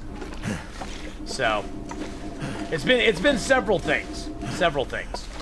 But is there hacks on the Mountaineers hut? Sometimes there's like I think on one of the loot tables it spawns there. But yeah, it's a combination of things that have happened. There's nothing you can really point to as this is the thing that happened that caused it. But there is a combination of a lot of factors. And I think one of the big factors is that a lot of the banks, at least I know the banks in my area, are only doing drive-through tellers. And it's kind of hard to take in a bag of coins to a drive-through teller and go, here's my 15 rolls of quarters and 20 rolls of dimes and nickels. It's hard to do that through the little suction tube thing. I know that one of our local banks has actually hired 2 people to roll coins that they have got from customers, from the few customers they have. They've actually hired 2 people to roll quarters and nickels and dimes because they can't currently get pre-rolled quarters, nickels, and dimes from the U.S. Treasury. So, but yeah, there's a whole bunch of circumstances of why things are just so.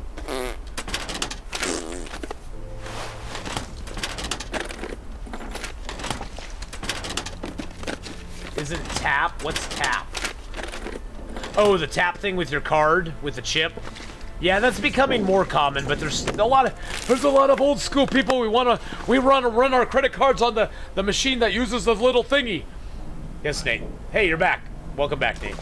We want to use the old school credit card machine where we get a copy, we get a printout, and we have to write it in by hand. That's how we did it back in the olden days. And we'd have to call somebody and get authorization. That's how we do it. No, people still do not use that. No.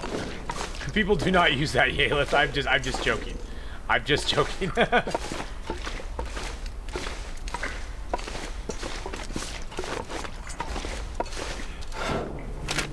Inside the Carter Hydro Dam, there's sometimes a pistol below this desk.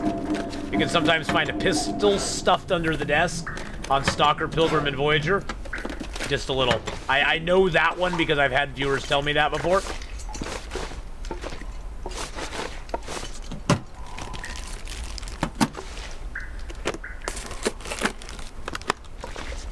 Where is my sewing kit in here? There's always a sewing kit in the lower dam. You just gotta find it. Usually it's on like a shelf on one of these broken container or broken lockers. But I'm not finding it.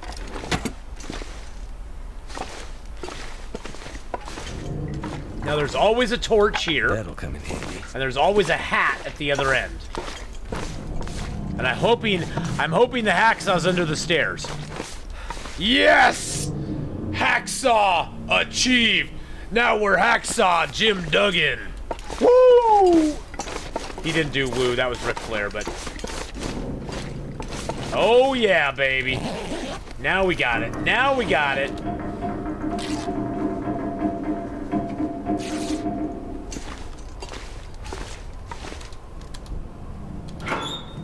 Gamble 5% hacksaw hype. Oh, the hype is not real. You lost a... Ooh. Ooh. Snifty, but yeah, I don't know if that's gonna work. Let's wear that though. God, they're not in the best of shape, but they're nice. I like those. I like those.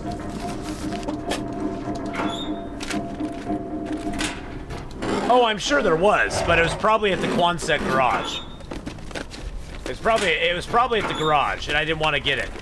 I didn't want to go to the garage. Was it at the garage? Oh, at the lookout? Yeah. I wasn't gonna go up there either because I didn't want to go to Pleasant Valley. Sometimes you have to make them sacrifices, my friend. I knew I'd find one either here or in Mystery Lake, so I wasn't too worried about it. It just took us a little longer. I still have not found that sewing kit. It's kind of making me sad. They finally fixed this microwave, thank God. So it doesn't open into this thing. There's the sewing kit. Hey! Ooh, and a candy bar. Ooh, a candy bar. Mmm, yum, yum, yum, yum, yum, yum, yum, yum, yum, yum, yum. All right. And there should be a pot down here, too. Usually always a pot. Yep, there's a pot. Beautiful. Beautiful. Oh, we've got another toque, which we don't need. Ooh, free matches. Yes, we needed those. And some coffee. What? This is like the Booyah filing cabinet. That is like a major find for Interloper, finding two things in the same filing cabinet. Wow. That's awesome. Streamer loots. Exactly. I always think this cassette is a whetstone. For boys and girls, for those of you who are younger than me, this is a cassette tape. You used to put this into a thing called a boom box, and it would play music. It would play music for you. I know. Isn't that crazy? Isn't that crazy? AFK a bit, you promised to mop the kitchen. Oh, okay, you get mopping. You get hopping, you get mopping, and we'll see you in a little bit. I know, isn't that crazy? You have a little tape about this big that would have music on it. I know. And now you have a phone about this big that has music on it. Coincidence? I don't think so.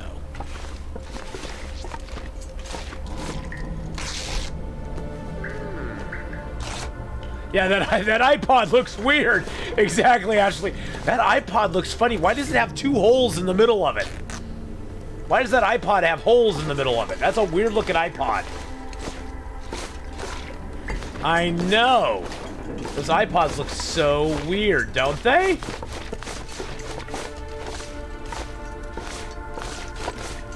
All right. Just 5 million more songs on it, but yes, same thing. Exactly. And that was the downside of a cassette tape. You had basically about 12 to 14 songs on it, and that was about it. And after it played 6 or 7 songs, you had to take it out and turn it over and put it back in again. Unless you were fancy, unless you were Mr. Fancy Pants. If you were Fancy Pants, you would have a cassette deck. You would have a cassette deck that would auto reverse the cassette tape and play both sides. Can you turn off certain illnesses in custom? I think you can. I know you can turn off cabin fever. I know cabin fever is completely adjustable. I'm not sure about the rest, though.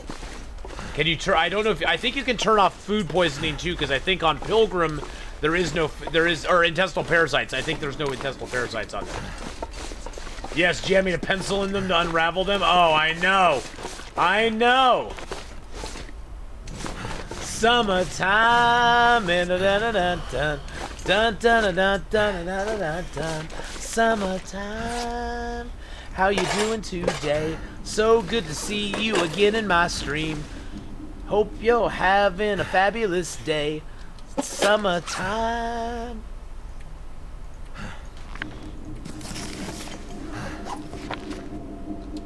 Oh, by the way, boys and girls, flares are now OP again. Flares do the same thing to a bear that fire does.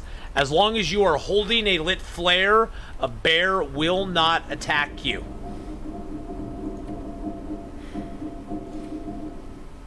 So flares OP. Hoo-ha-ha. Well, you look marvelous, I am sure. I hope you're having a great day, summertime. We all look marvelous, summertime. We all do. Marvelous. Marvelous, marvelous, marvelous. Can you find arrows or broken arrows in Interloper? No, you cannot. In Interloper, you can find every once in a while, Peterson, you can find an arrowhead or an arrow shaft that's already crafted in a lock. Usually it's in a toolbox somewhere, but that's about as close as you get. Hey, we are all marvelous in our own way. Being marvelous there is no recipe for being marvelous. There is no like formula for marvelousness. You're all marvelous. Hey, let me fix my dang bedrolls.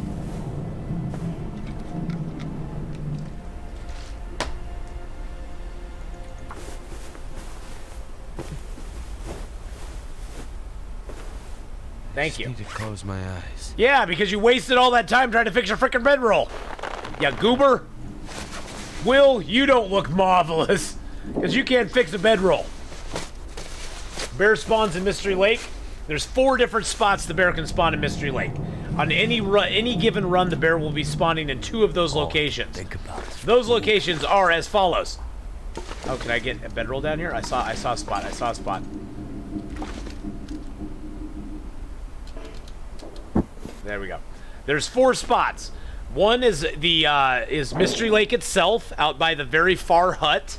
Another spawn spot is by Trapper's Cabin, Unnamed Pond, and the Clear Cut area going between the dam and Unnamed Pond. Those are the 4 spawn spots. He will always spawn in 2 of those. And once you find which 2 he's spawning at, that's the only 2 that he'll ever spawn at.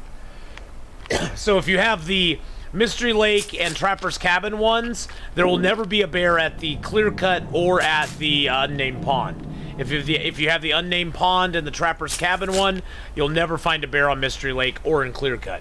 Personally, I like the Clear Cut, or not the Clear Cut, I like the Unnamed Pond and the Trapper's Cabin ones for myself.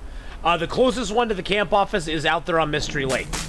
If you're standing at the front door of the of Mystery Lake camp office and you look over to your right, you know there's the fishing village over there. He wanders around the fishing village.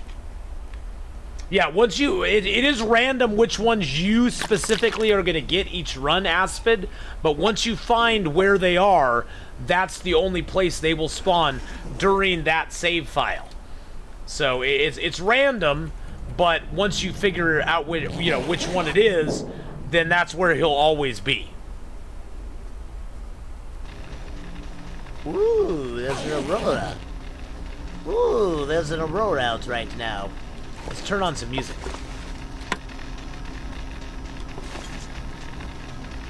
Where's my music? I want my music. Give me my music. In game. Usually it plays music when you turn the radio on during the aurora. This is an aurora. It is an aurora, boys and girls. The aurora hits only at night. It lasts not for a long time. Yeah, radios haven't been working at all lately. Makes me sad. The aurora lasts for a brief amount of time at night. It varies. It's random. It actually sounds like it's ending now because you don't hear the bzzz. You hear the wires sparking, but you don't hear the bzzz anymore. Yeah, you don't want to step on wires in here. Yeah, the noises kind of last for a little while after. Let's just sleep a couple more hours. It doesn't play while the aurora is ending. That's probably why. Okay, let's leave the dam. We're gonna loot up the winding river here. And then to get back into the dam, we have to cross over this part and go over on that side where there's a deer corpse. Yay! Deer corpse, hoo-ha-ha! But I want to loot this up because I want more deer hides, and I want to get more coal from the mine over here. Oh yeah, night vision, sorry. I had night vision on the entire time we were inside because it was so dark in there. I don't want that out, I want a torch out. There we go.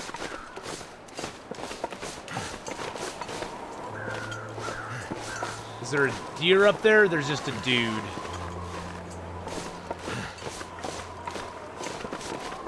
We'll take the back way here. There's usually a wolf out on the lake. So we'll sneak up on the rocks here. There we go.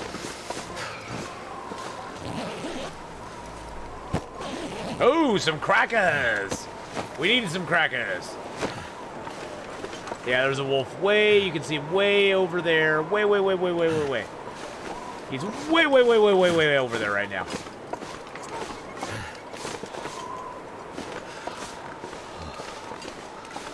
Yeah, it's too windy to light a torch right now, so... Birch or maple. Well, there will be maple spawns in the winding river. Birch is exclusive to the ravine. The maple spawns on the opposite hill over there, so we'll have to go check that out. Can't feel that hill's sort of up there. We'll have to go check that hill out. But we're gonna go camp out in this cave for a minute and get warm. Have I finished story? Yes, story. I played story when it first came out, and then I replayed it when it got the redux. And yes, story is chapter 3. I've already finished. I usually play on Interloper survival mode. Interloper survival mode is kind of my jam. That's what I usually play on most of the time.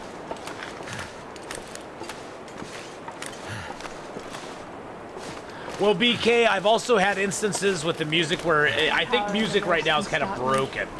Hey, Kikaron, thank you so much for the follow there. Appreciate that very much, my friend.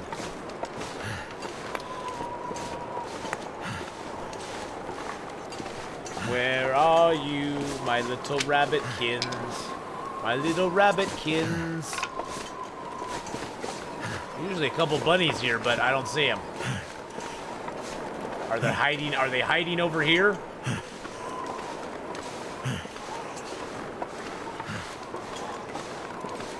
Where's all the bunny rabbits? Did someone kill the bunnies already? Oh, there's a bedroll here too. Haha.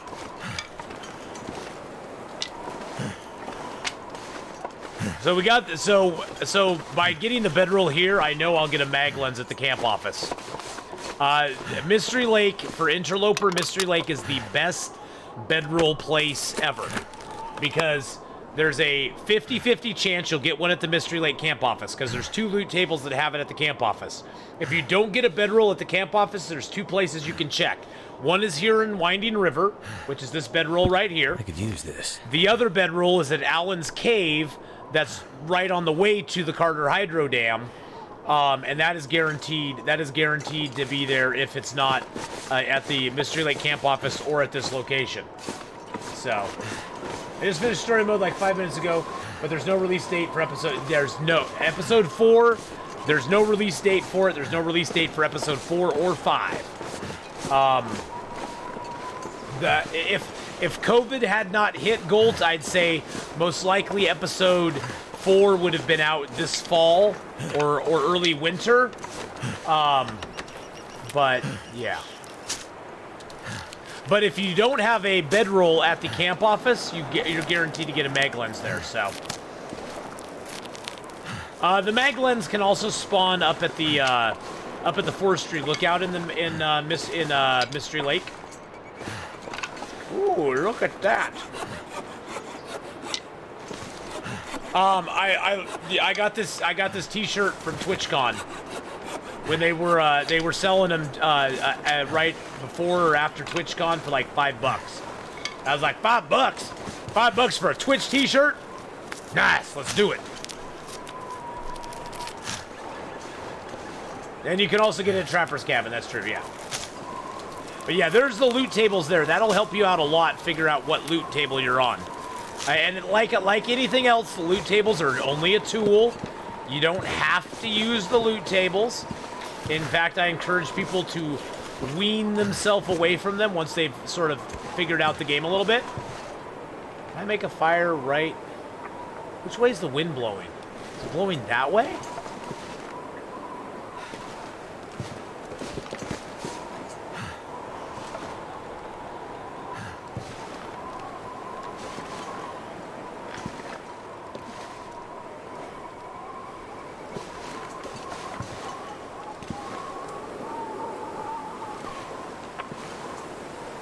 Sometimes hard to tell. I think it's blowing from that way towards me. Let's see if I can get a fire going here. Yeah, it's too windy. Okay.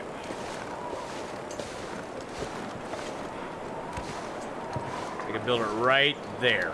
Bet I can get a mag lens if I had one, but I don't. I have no mag lens, so let's just use a match and a book. Always use a book early in the game. Books early in the game are great because they give you a 20% boost. See, with a stick. With a stick, I only have a 60% chance. With a book, I have an 80% chance. Oh, I should have lit a torch. Dang it! And always light a torch to start your fire with. You get multiple chances. Now, if this fire fails, I have to light a torch, and you waste another match. Dang it. Slots is very low win, high payoff.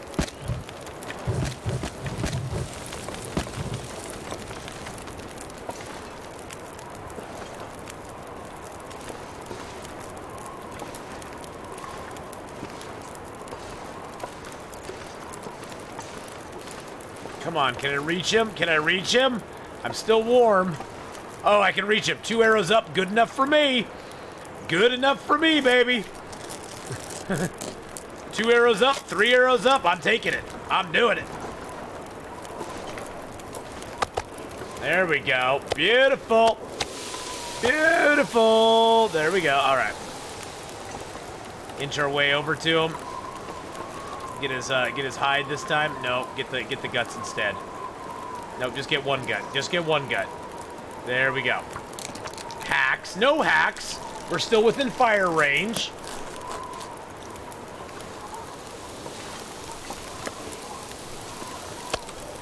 There are no hacks, my friend.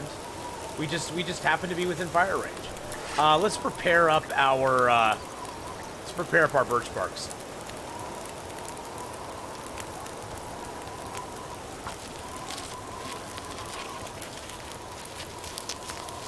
Very windy out. Num num num num num num num num. Okay. It's gonna take us an hour. It's gonna take us an hour to harvest the. I'm just gonna do up 2 liters of water in this.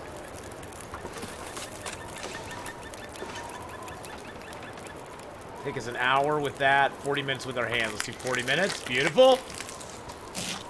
Uh-oh, did it blow our fire out? No, it didn't blow our fire out. Okay. Let's take the other gut with our hacksaw. Boom.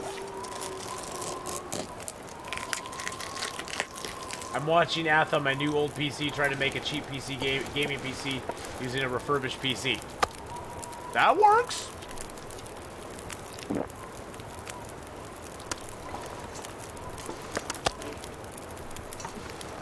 Alright, got 45 minutes left on that. Let's get down a can here. Make some birch bark tea. Let's craft up a couple more birch bark while we're waiting. Might as well use the fire. Does it have spell check? You might want to get that. Oh, snap. Mark Wars just went there. He did, I wasn't going to say anything. Mark Wars just went there, though. Spell check gave up on you a long time ago.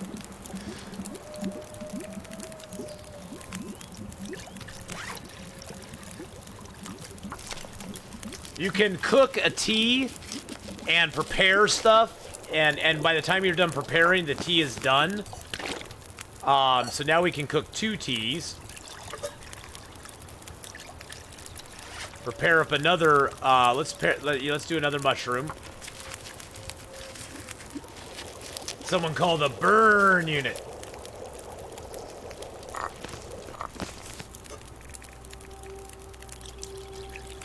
It's actually turned out to be a nice day out here. We'll probably use our prepared stuff faster than we actually are preparing it, but that's okay.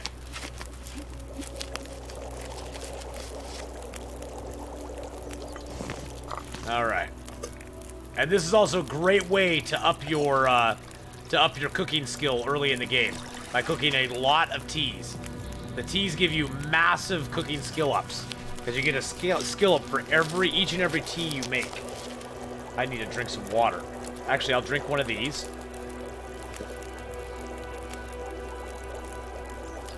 And then I'll drink some water. Oh, I have very little water left. Let's make 2 more liters of water. Let's pump the fire up just a little bit. There we go. Get a tea going over here. Let's prepare for rosehip tea. I have no first language except troll. You have the troll language. Arr, the trolly language.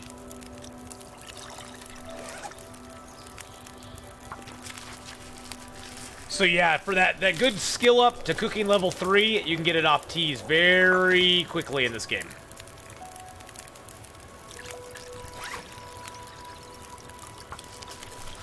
You don't get any skill for preparing anything, but you get a skill up for cooking things.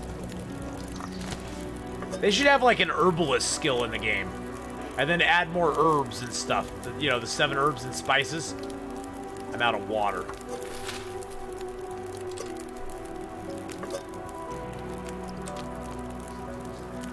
I needed to drink.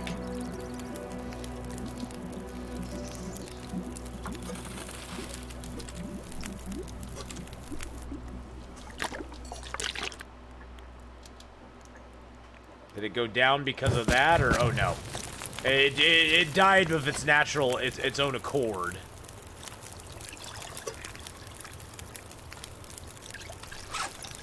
All right, let's prepare up another rosehip. We got 1 more to prepare up. There we go.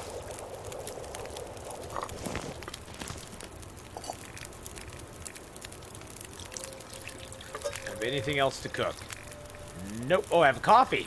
I have a coffee.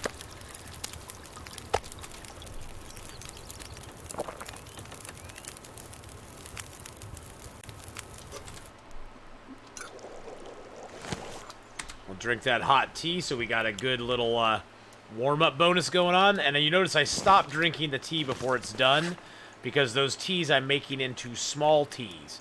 These little tiny ones, not those, but these little tiny ones that I can drink when I need to heal myself. Oh, I'm going to take a torch. If it'll light. There we go. Beautiful. All right, let's go. Woo!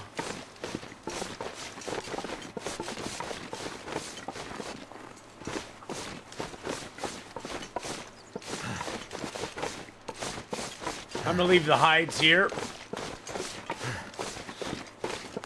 You're impressed they got away with that fire? I am too. I was just hoping the wind was not gonna shift on me. I'm gonna leave those here too.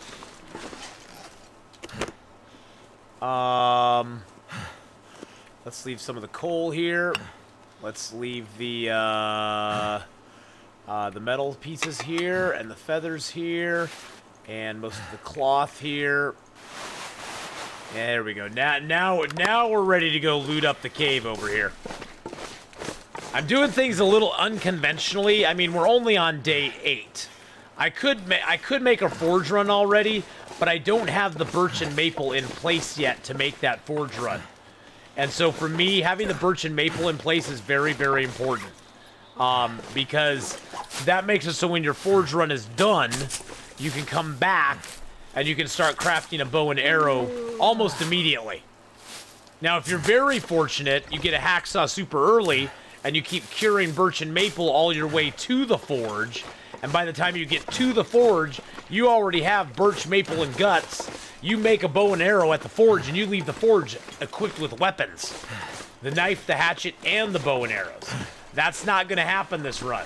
We're going to have to come back to the dam after our forge run to craft our bow and our arrows and get all that stuff sort of figured out. So that's why I'm giving this maple and the guts and stuff time to cure right now and going and exploring over here for a couple reasons. Cattails, and I'm also going to get the coal out of this mine. And there's possible deer spawn in here as well that we can get another hide from that deer too. And then we have another deer up by the Carter Hydro Dam that we're going to harvest as well and get another deer hide there. One coal completes a map. What would the feat do? More useful than some feats. There are some feats that are kind of useless, Mark Wars. I agree with you. You want a feat that allows you to find more car batteries? I know. The car battery spawns are horrible. The fun you know what the fun thing is about my my 700-day interloper run, Mark Wars, is that I took all the car batteries out of the cars on that run before they nerfed car batteries. So I probably have, I'd say, 30 car batteries in that run. At least, because every car I go to so far has had a car battery sitting on its hood, or on its roof. Roof or roof? Do you say roof or do you say roof? Because both of them sound like a dog to me. A dog can go roof, roof, or roof, roof.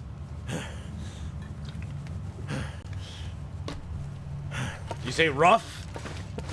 A roof? Okay, we don't have the deer spawn in here, which is sad. That makes my heart sad. We do have the dead dude who got trapped by the tree. So sorry, dude. Dude, you got snow on you got something on your face there, bud. Dude, there's a little something like right here.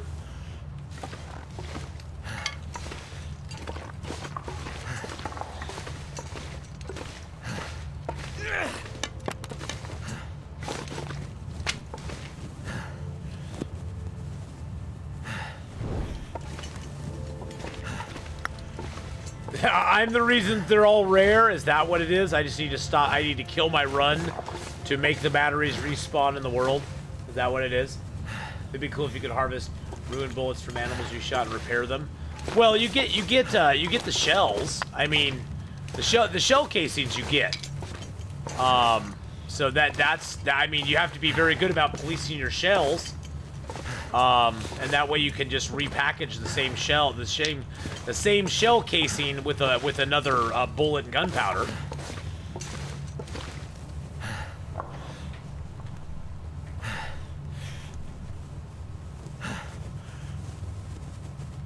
Where do I plan to go next? Well, I'm going to go to the forge next. Right now, I'm gathering my resources from both this zone as well as from the ravine. I'm going to go back in the ravine and cut down those birch that were there that were taunting me because I didn't have a hacksaw back then. Once I get the birch and maple curing in the dam, we're heading straight to the forge in Forlorn, Muskeg. Well, straight to the forge, meaning I'm going to go down the river, pick cattails, loot up the mystery lake camp office, On from there, I will go to the forge.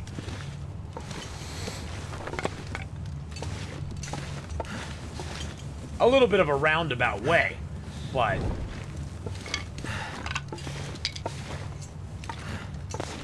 yes, Captain Knight, that is our goal right now. This run started in Desolation Point. We had a very good start there. We actually found the bedroll up the pipe in Hibernia, which is amazing. That's the spawn you want for Desolation Point. It makes it a lot easier to get out of that zone. It gives you more flexibility on being able to exit it than if you don't get that bedroll there. So that was a very big benefit to us.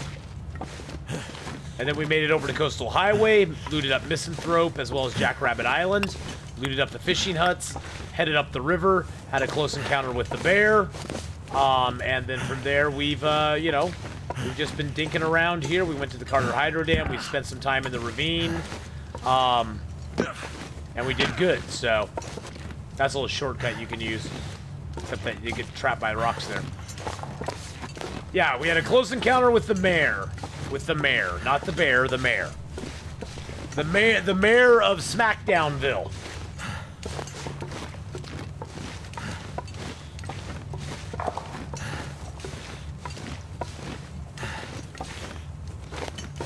Sorry. Social media check. Check.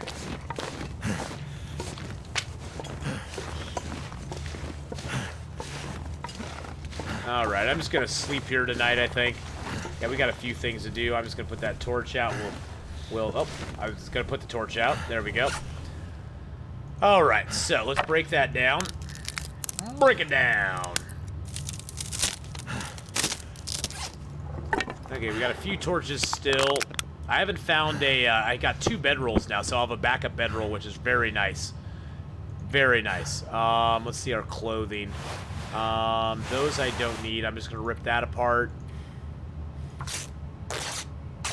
Degeneration X.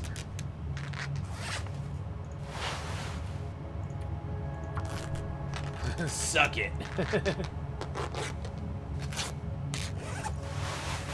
Yes, I remember Generation X. Yeah, I said put the torch out. X-Pack. God, my gloves are in such bad shape. I'm gonna hang on to those just in case these get down. My shoes are in bad shape, too. My pants are in bad shape. Well, they aren't in bad shape. They're just not in great shape. I got the Windbreaker, which is actually a nice outer coat. It has a great windproof bonus. Other than that, it's not the greatest. We got a little bit of food. We got some cattails. Got some food roulette. We can play with that stuff. But I got a lot of big teas. Let's drink down some teas. Drink down a couple of medicinal teas here. We'll drink them down to 0.01s. There we go. I drink those to 0.01s because then you can use those to heal your... You can use those to heal your food poisoning and intestinal parasites. You can use these small ones to heal your ankles and your wrists when they break. So they both are very nice. Very nice. We got 1 stem so far. That's the stem we found in Desolation Point. There is no stem in actual Coastal Highway. You have to go into the cave between Coastal and Pleasant Valley to find the stem that's sort of the Coastal Highway stem. There is actually a stem in Pleasant Valley that is in the barn.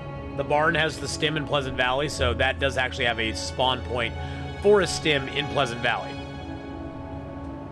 The stem for the Mystery Lake area is actually in the ravine at the bottom of the ravine, so there's not actually a stem in Mystery Lake either. I feel so tired. Triple H. What's the best place to settle in? I would highly recommend not settling in unless you've reached like day 200 or 250. Day 8. Before day 100 of Flux, you want to travel as much as you can, because the moment you spawn into the game, all the loot in the entire game that has a decay rate begins to decay. And eventually, once you get past day 100, most of the stuff in zones you've not explored yet will be either at 0% or gone. So you want to explore as much as you can early game. And this is definitely not like most survival games. Most survival games strongly go on the idea of your most important thing is to build a base and to make a base that you then explore from.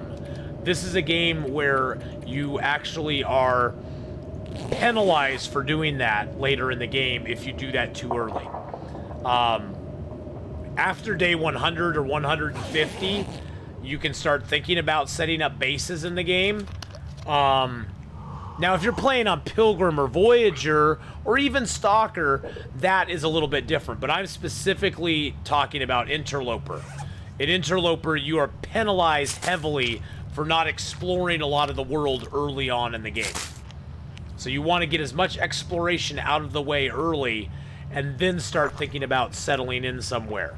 But late game, I really like Coastal Highway.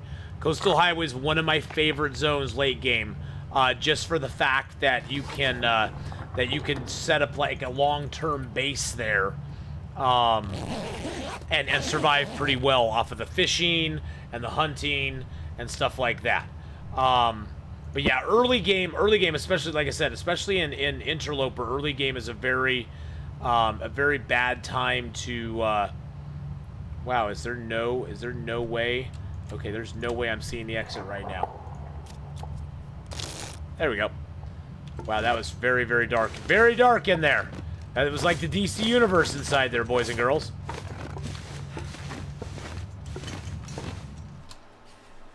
But, you know, that's the thing, though, Flux. You can choose to do whatever you want in this game. If you want to build a base in Interloper, go for it. There's nothing saying you can't. I'm just speaking from my own experience and my own play style that I like to travel in the game. I like to get as much exploration in as I can, as early as I can. It gives me the best chance of getting good gear. I have people sometimes come in and go, dang, how do you have so much good gear? And it's like, well, it's because I explore a lot. I travel so much in the game early on. So far this game, we started in Desolation Point. We went to Crumbling Highway, Coastal Highway, the Ravine. We went into Mystery Lake and the camp office. Or into Mystery Lake and the dam. We went into Winding River and the cave there. We're now going back to Mystery Lake and into the ravine to get Birch. And then through Mystery Lake to Forlorn Muskeg. So we'll have traveled a long distance in a mere 8 days. Where some people will hole up for the mere 8 days, you know. Yeah, and that's the thing. You know, Flux, if you want to settle in and just have fun in a zone, play on Pilgrim or Voyager. Play on Voyager. I would recommend Voyager. And play on Voyager, settle into an area, hunt up, get some gear, some wood, some supplies gathered, and have fun in that area. And learn the area. Learn all the ins and outs of it. And just have a good time. Because you can have a really good time in one zone if you want to.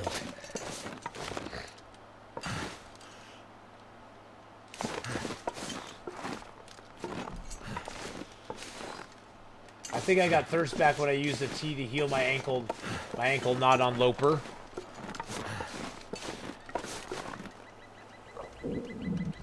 They might have fixed that now, I'm not sure.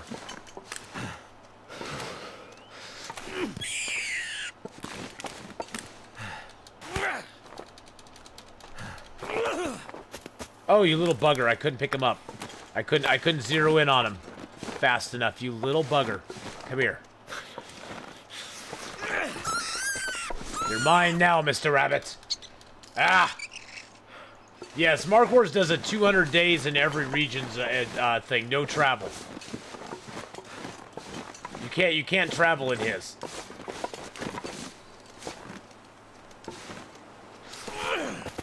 Oh, you little bugger.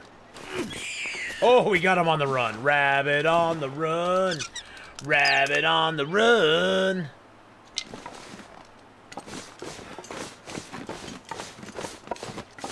Yes, it's always exciting to go to a cave and find you have a whole bunch of stuff there. That's always a good time. Is it cold? It's -8 degrees in here? Really? I want to find the cold area. Okay, there's the cold area. Okay, now we're in the warm area. I know. -8 or -18. It's all about the base. About that base. No travel. It's all about the base. About that base. No travel. Does the Moosehide Satchel spawn anywhere? It does on Stalker, Pilgrim, and Voyager Badger Wick. You can sometimes find the Moosehide Satchel at the smoke signal fire in Hush River Valley. You can sometimes find it there, but only you can't find it there on Interloper though. Only on the lower levels of difficulty can you find it there. But I think on Stalker it doesn't always spawn, but I think on Pilgrim and Voyager it usually does. You usually get the Moose Satchel or the Carcass. Okay, so see, I don't play a lot of Stalker, Pilgrim, and Voyager, so yeah, but I've heard, I've actually seen it. I've witnessed it once spawning there on a special run I was doing. But yes, you can find it there. Time to go to HRV. There you go. Go to HRV and get that sucker. Pilgrim Satchel. Okay.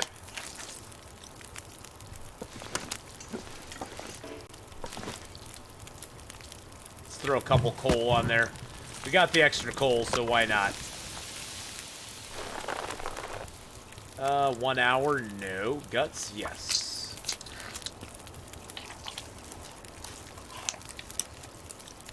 By the way, boys and girls, this is the best cave in the game. The main reason is you can build a snow shelter. If I can find the spot. There's a spot. Oh, that rock is in its way. You got to clean the rocks up first. But so you can build a snow shelter right here in the cave. Then you can build a fire right outside of it, and that fire will never ever get blown out. So even though the snow shelter is not always protection against blizzards and stuff, in this cave here specifically, you can build the snow shelter in the cave and have a fire in the cave warming you up the whole time. Early on Interloper, if you get here and you do not find a bedroll and you've not found one yet, you can put the snow shelter there and rest here overnight, because otherwise you have to travel all the way to the dam to get you know, taken care of. So this is a very nice cave. I like this cave a lot. I like it a lot. Me likey this cave. All right, let's get that. All right, the hide. I always enjoyed touring spots after I finished the 200-day challenge.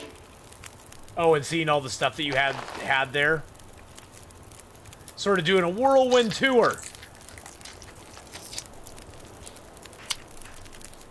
So, it's just, I always like to point this cave out, because this cave is a very, very nice cave. Very special cave.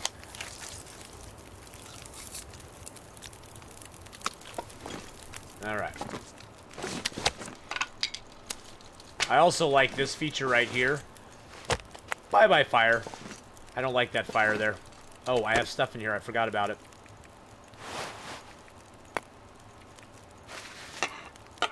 There we go. Beautiful. Beautiful. Yeah, it is an important spot on Loper, especially, yeah. Since Cabin Fever has no grace period. Yeah, there's no grace period in Cabin Fever, so it's a very good spot on Loper to know as well.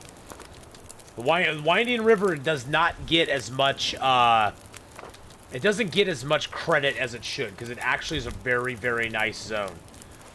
It has a lot of benefits to coming to the Winding River. The almost, well, it's not guaranteed maple, but maple can spawn up on this hill up here, where I found the maple for myself. Allen's Cave is not like that, though. Well, you can build it in Allen's Cave. I don't know if Allen's Cave is 100% protected from the wind, though. I don't know if that holds true in Allen's Cave. It's a little wide open for my taste, to be honest.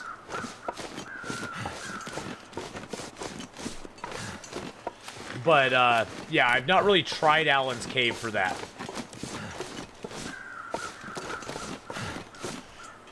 Oh, we got this wolf to face now. So, you can go to your reticle, get your thing, and go, come here, Mr. Wolfie.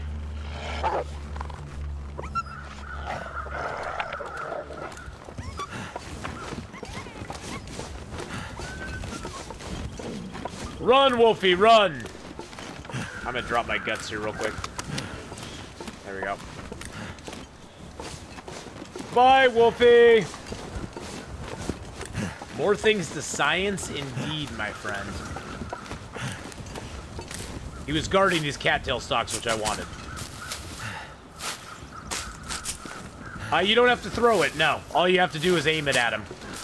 He gets scared away by the torch. It's something I think they're going to patch out of the game eventually, but for right now it works. Also, bears are afraid of flares. So you can flare a bear. If you're holding a flare in your hand, the bear will not attack you. And if you're standing by a fire, as we saw earlier, the bear will not attack you.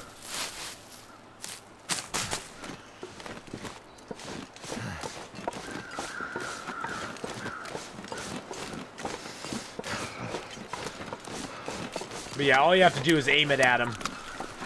And he'll go... Arr, arr, arr, arr, arr. Flare bear, the forgotten Care Bear, exactly.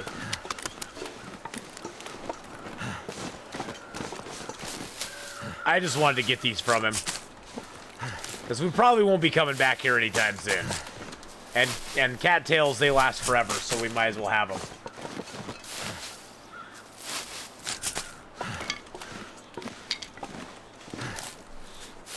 Well, Alan's Cave does not have an interior-exterior at all.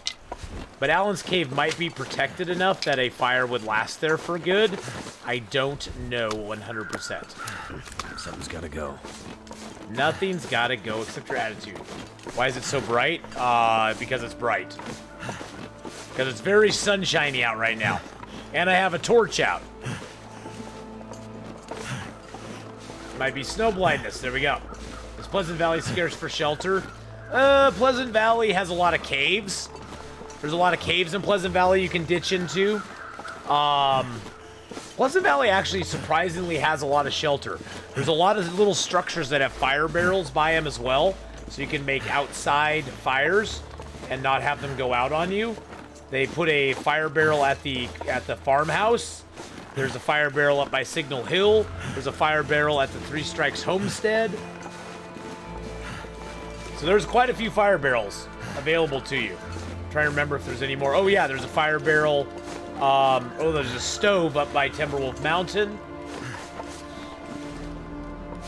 Cold is making my head feel thick.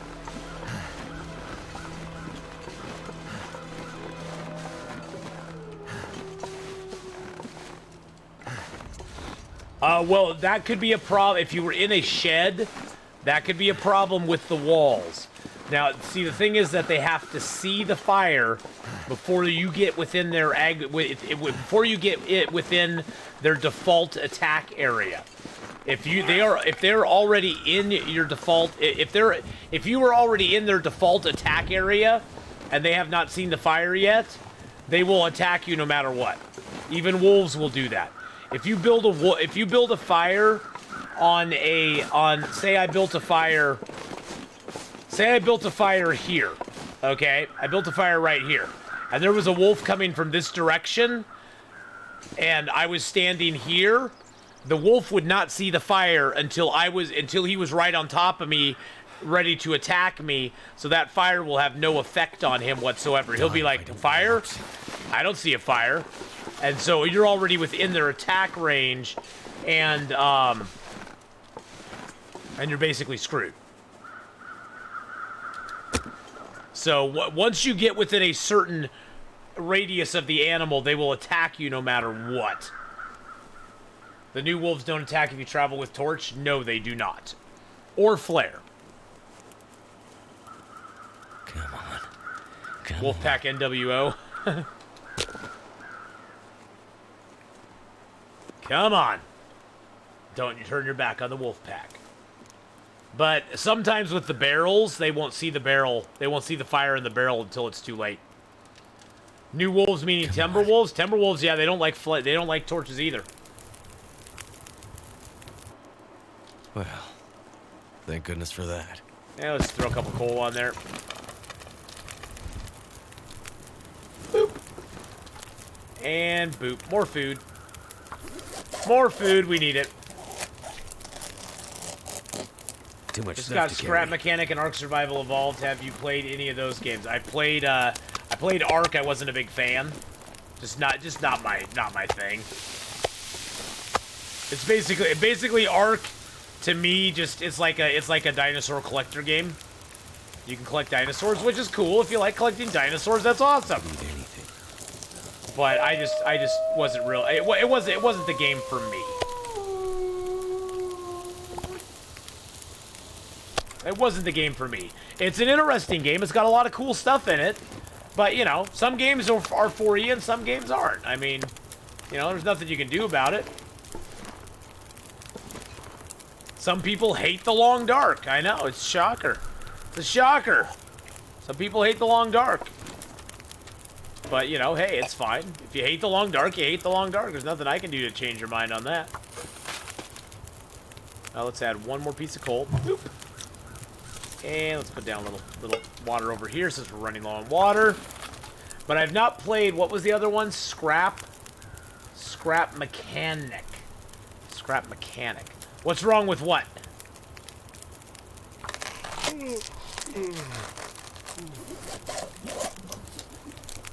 What's wrong with what, Magdalena? You know, BK, I'm sure there's a lot of games out there that I'd like, but I'm not going to be getting any new games. I counted up the other day with GameSlip. I have over 40 games in my Steam that I've never played. That I've never ever played. And it's not like I have time on my weekends to play games. Yeah, I don't have time on my weekends to play games. So yeah, I'm not really looking for any other games right now. There's games out there that are coming out that I sort of want to get. And I don't know if I'm even going to get those. It's a conundrum. There's never enough. I need a 40-hour day. Much more. I need my 40-hour day, and I need it now. I need it now. I need the 40-hour day now. So I can stream for 40 hours a day and play games.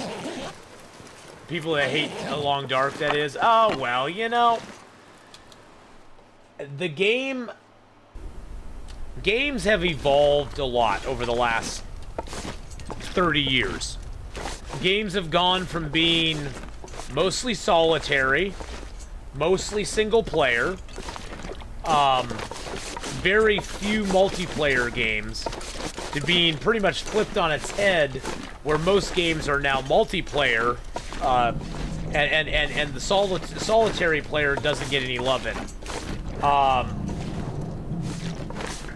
And so I see from that standpoint why people may not appreciate the long dark in some ways, because it is a very solitary game. It doesn't allow for you to play with other people. There's no leaderboards for you to, you know, shine your buttons on and go, ooh, look, I'm number 1 on the leaderboard, or I'm number 5 on the leaderboard. So it definitely is a very different type of game than most people get into. The Star Citizen gets some major progress. I think Ath will play that. I've watched a little of Star Citizen. It looks kind of cool. It looks kind of cool, but you know, you can shoot the wolf.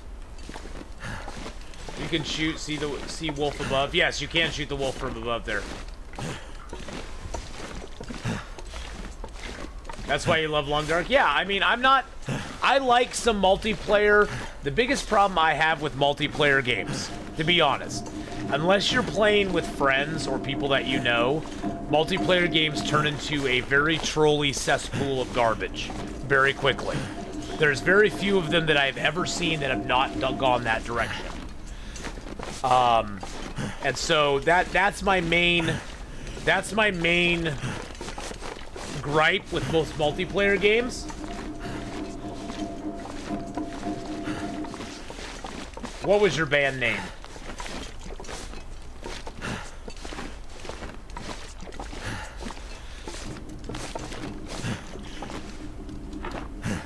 What's your band name?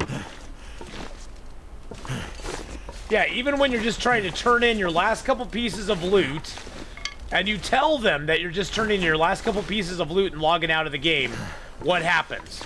You get attacked by some trolls. And then you have to go steal their loot, steal their ship, and sink them. Oh, cesspool of garbage? Oh, nice. Nice. Well, you can take that name, my friend. That is my gift to you, my friend. But that's the thing. It's like, you know, it's fun to play some multiplayer games if it's like a co-op situation.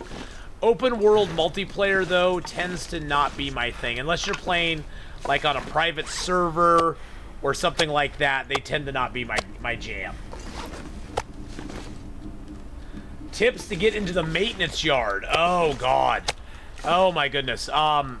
So the biggest problem you're going to have is the wolves, of course. The first wolf you're going to encounter as you're coming into Broken Railroad, there's a possibility of one wolf being in that first area before the landslide. Hopefully, he'll be down on the lake and you won't have to worry about him. Once you get over the landslide, there's another wolf that you might have to face before you get to the train.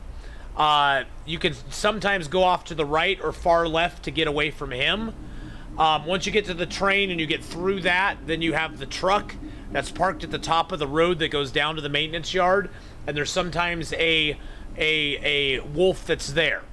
Once you get past that wolf and you actually get to the maintenance yard, there's usually 1 to 3 wolves that patrol the maintenance yard area. At that point, you can jump from one maintenance shed to a truck to another truck to the entrance.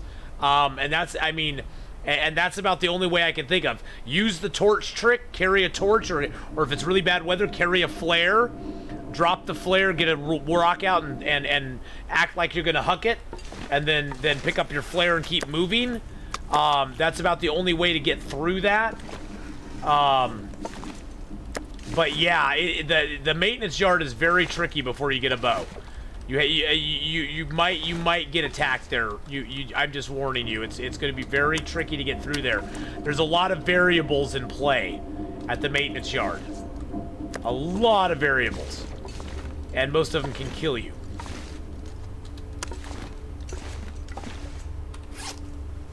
Play 7 Days to Die with Lauren the Short. Well, I don't know if she'd want to play with me. I don't know what I'm doing in that game. Lauren the Short is a huge 7 Days to Die player. I mean, she gets like 200, 300 people watching her when she plays 7 Days to Die. I doubt she'd want to partner with somebody who has no clue what they're doing. Yeah, I don't know about that. There actually is one game I saw Doppelganger play called Survive the Nights, or Survive the Night. I forget if it's Nights or Night. That looked kind of cool.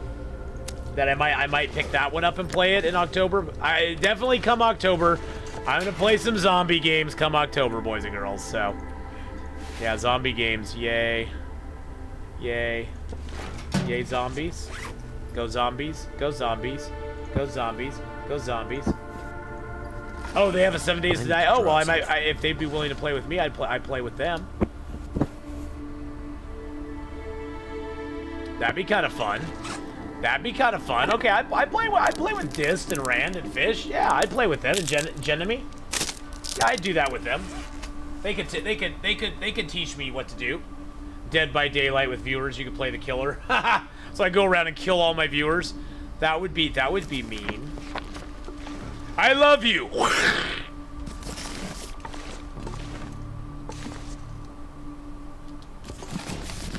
So did you take a look at the ground game? Yes, actually I did. It gets joked about that it's Honey I Shrunk the Kids and stuff, which it is. It's basically based on that. But no, actually I'm figuring I'm probably going to pick a ground up when it comes out. I'm definitely considering that one. It looks like it'd be interesting. How about MS Flight Sim? But yeah, no Fenders Friday. I'm thinking about that one. So Halloween zombie blasting fits. Yeah, I'll probably play 7 Days to Die, Survive the Nights, maybe Dead by Daylight. This Halloween season, should play the Forest. Yeah, I should play the Forest again. This Halloween season, I'm definitely gonna look into those. Let's take that lamp. Bink. Yeah, we have to head out. We're getting low on... Oh, we got cattails, I guess. Okay, so we got, what, 5 deer hides, plenty of guts, plenty of maple. We got maple, we got some birch, we got some rabbit hides. We're doing good, boys and girls. We're doing good. This is a good setup for a good run on Interloper. We got a lot of hides and guts. We got a lot of stuff and things. We got eight metal to take. I always like to have at least 8 scrap metal on my initial forge run to go with me. I'll find more scrap along the way, but I like to have at least 8 to go with me on that first run. Throw those in there. How many bandages? I got 5 bandages. I got 2 old man beard wounds. Nice, nice, nice. All right, we're good. We're good. We're good. All I want for Halloween is Left 4 Days. 4 Dead 3 is Left 4 Dead 3. Oh, Left 4 Dead 3. Okay. I don't think I'm asking much. It's been over a decade since 2. When is Athmas? Athmas, boys and girls. What is today? What is today? Today is the 26th. Athmas is on August 28th. In almost just a month from now, Athmas will come around again. Athmas is a very special day. That Athmas is the day that we had over 200 and some subs, both gifted as well as subbed to the channel in one day, over 200. It was an amazing, amazing day. And it will always go down in my memory as one of the funnest days I ever had. 'Tis the season, my friends. 'Tis the season. But yes, it's beginning to look a lot like Athmas. Everywhere I look, turn. I can never remember that word. Everywhere I go. There we go.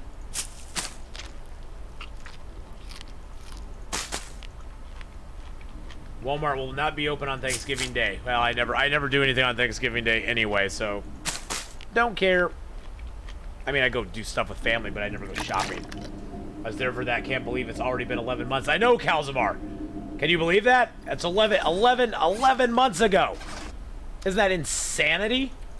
All right, guys. It's time to sleep. Time for Atheenon to go potty. So I'll be right back. I've been drinking too much sobe today. I'm trying to stay hydrated, but when you stay hydrated, the problem is when you drink a lot of stuff, it makes you have to go potty too. And I got old man bladder, and I don't have my Depends on today. So I gotta go potty, boys and girls. I'll be right back. You be good. You be good to the chair, okay? Be good to the chair. The chair will be good to you.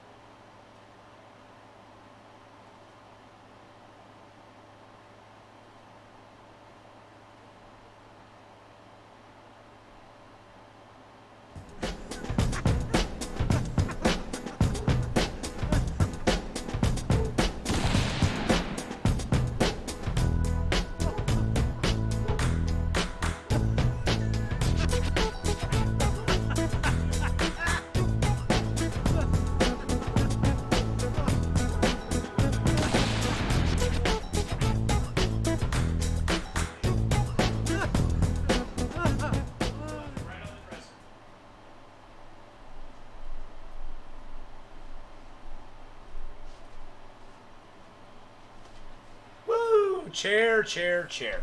He's not spinning. Oh my goodness. Alrighty. And we're back. Woo! Shh, he's back. He's back. Yes, it's almost time for Escape the Pacific, my friends. We got about 50 more minutes. 50 more minutes. And then we'll be back.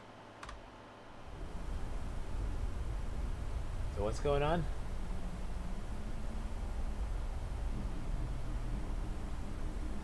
That wasn't an interloper icon?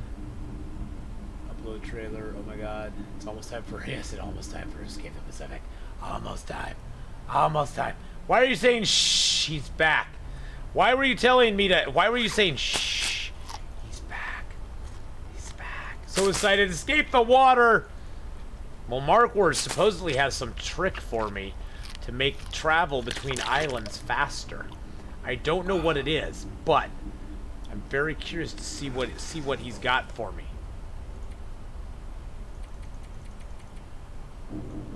I got 2 ads. Hope they make you money. Well, Fenders, they make us very little. Streamers make very little on ads. I mean, big streamers probably make some on the pre-roll ads. I wish they never did pre-roll ads myself. I understand why they do pre-roll ads, but I think it hurts streams more than helps streams. Oh yeah, it's at least 20 cents, bro. At least 20 cents. Maybe 22. I understand why they do pre-roll ads. I don't like that they do pre-roll ads. I think pre-roll ads hurt a channel a lot because people tend to... There'll be fall off when pre-roll ads are run. People who come into a channel, you know, and get a pre-roll ad will be like, oh, crap, I'll just move on to a different channel, you know, where I don't have a pre-roll ad. And so I think in a way it can hurt small streamers, especially having those pre-roll ads hit. Yeah, pre-roll ads. A lot of people just leave. Yeah, I mean, I was watching Harris Heller and I forget the other gentleman's name who were talking about it, and they were looking at the metrics of it, and it's like there's like a 30 to 40% rate of people who leave during pre-roll ads that just go. That just are like, I'm out of here. And there's nothing, I mean, it's nothing the streamer can do about it. It's not our choice to have pre-roll ads before the stream, before somebody watches the stream, which is the worst part.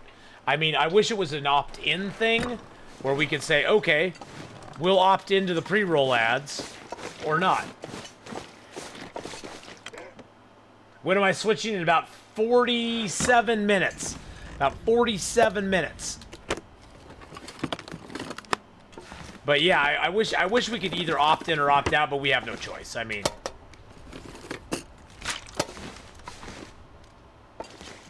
but you know, it's just one of those things.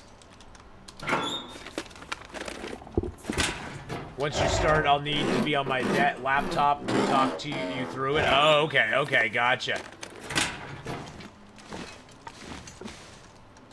If you run pre-roll, if you run ads during stream, it'll disable pre-roll ads for like 30 minutes to an hour for each minute. Oh, really? Okay. See, I don't run a lot of ads on my stream. I when I get up and take a bathroom break, I'm like, well, I'm not there anyway. But the nice thing is now they have it so, because it used to be the ad would just block out the entire stream.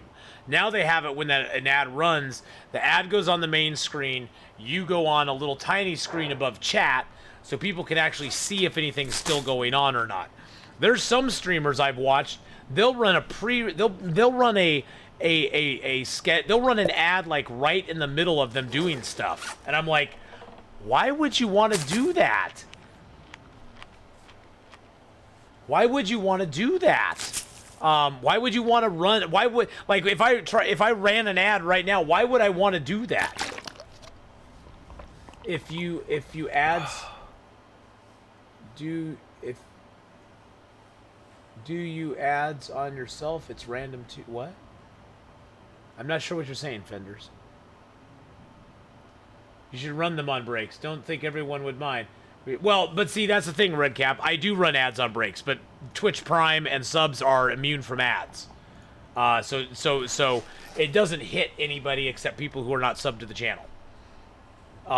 So ads really don't have, you know, a whole big thing. You know, I just run a minute one on a break because I'm usually on break for a minute and a half or so. Oh, I mean, if you decide now an ad. Oh no, I actually have a button I can push on my dashboard fenders. I have a button I can push that can run either a 60-second, or a 30-second ad. But I've seen people run those during their stream, like when they're actually doing stuff on stream. I've seen people run ads, and I'm like, why would you do that? Why would you do that? Because it's not going to hit that many people, and the people that you're trying to attract to sub are your non-subs, and now you're cutting them out of the live action that's actually going on, so they can't see your content. Yeah, and that's the thing. That's what I figured, Fenders, is like, you know, at that instance, I'm like, well, I'm gonna take a break anyway. Why not just run a quick ad? And if people want to go away because I run an ad while I take a break, if that's the crushing blow that makes him go, well, I ain't watching that channel anymore. He ran an ad while he was off using the bathroom.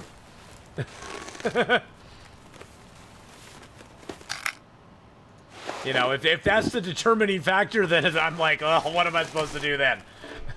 Oh, shoot, I failed. Summon a lich. Summon a lich, man. Ads for Themom Striped Bears.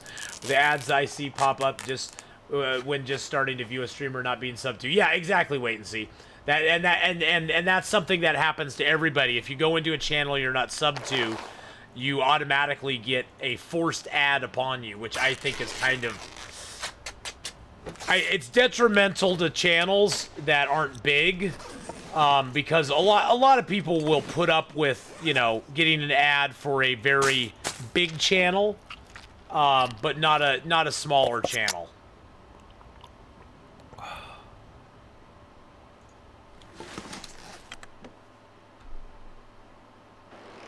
Well, honestly, though, I mean, just for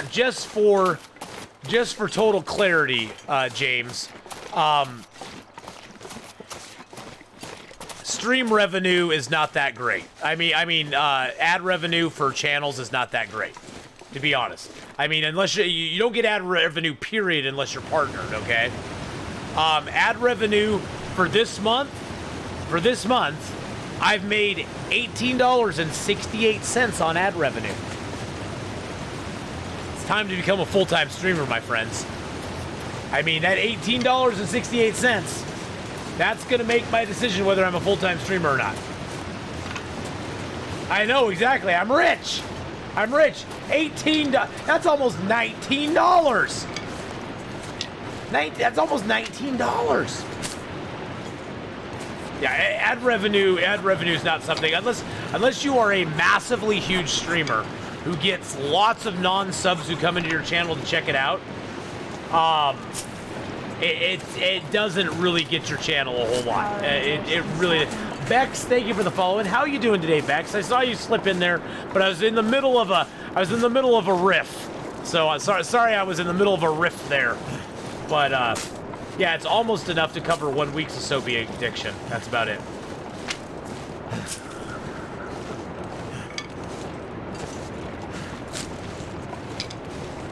Well, and a lot of it depends on how much you want to put your viewers through who are non-subs.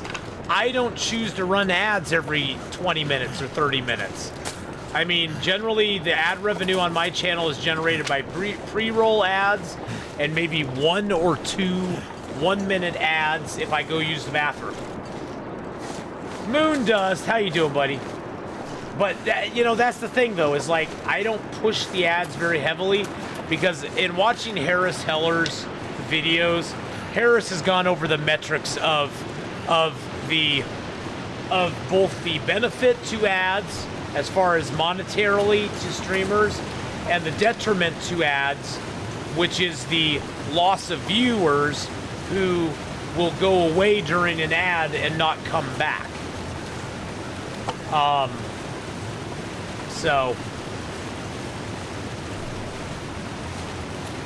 yeah, in my opinion, ads are something that's like, okay, it's great.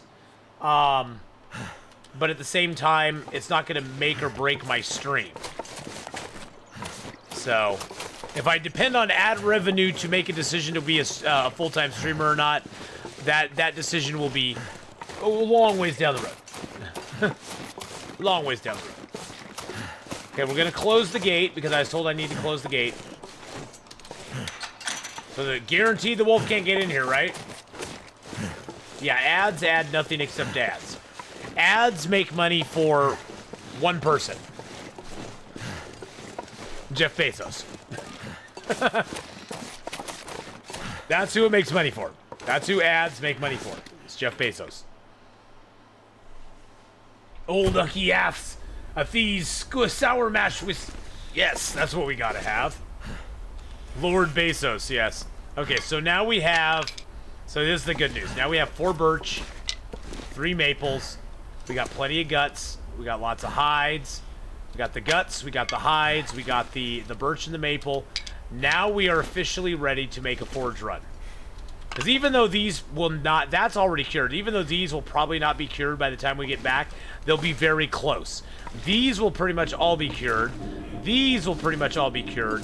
The rabbit hides, you can see already some of them are cured. So we will have all that stuff when we come back from the forge. We'll have all that stuff ready to go. Just get a Hadrian to do the voiceover for it's the Uncle Athees sour mash whiskey. Unfortunately, you can't run ads for your own stuff. Forge run! So we're gonna drop sticks here. Because we're gonna be picking up lots of sticks on the way. Alright. High production value. High production value commercial for my gear. For my gear! Actually, I'll prepare that up later. I think we're ready to go. How many torches do we have? Well, let's tear that. Let's dump this ruined kit over here. Let's sort some more gear. I got a bottle of that, which I don't need.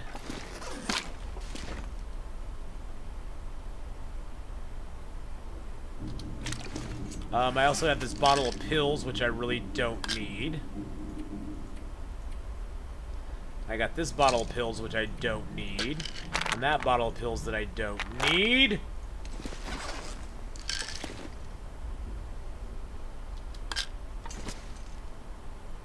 It'd be hilarious if Atheenon and Hadrian could voice over each other's trailers. Hats and shirts and stuff. The mods and stream elements handle ass merchandise advertisement. There we go.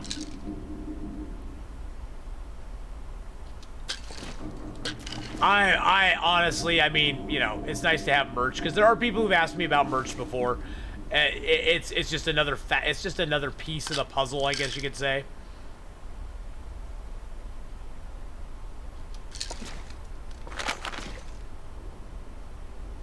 I have Atheenon merchandise. I do.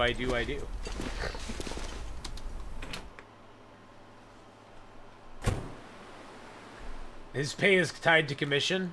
Well, since it's been 0 so far, 0 and 0 is 0.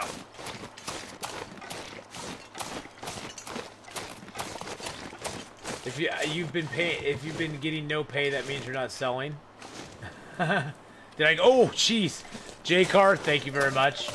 Points for you. Why did I pick the name Atheenon? It was my first EverQuest character. Atheenon was my first EverQuest character way back in the day. It was actually a pre-generated name that I tweaked a little bit because I didn't like the pre-generation. But it was a pre-generated name by the game and the metal. Good God.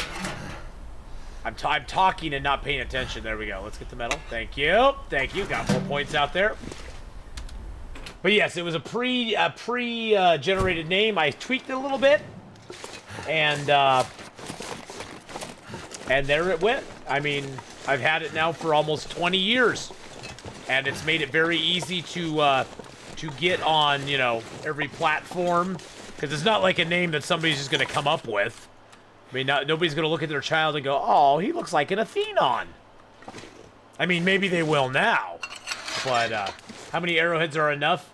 I usually Fenders get, I want to leave with at least a dozen.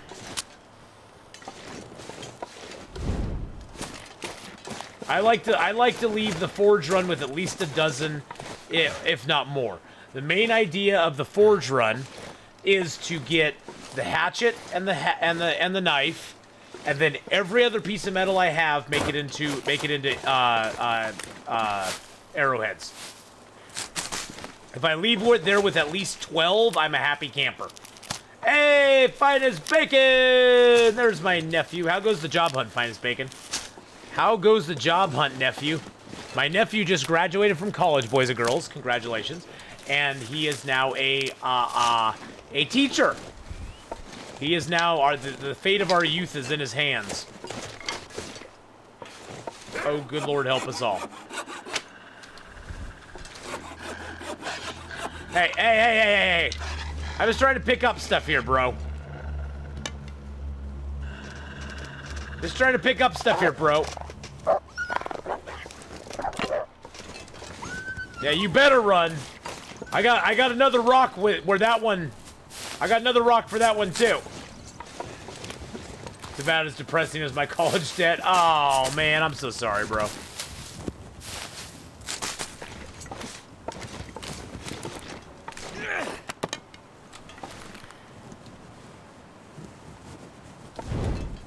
But yes, he is now officially a college gadget.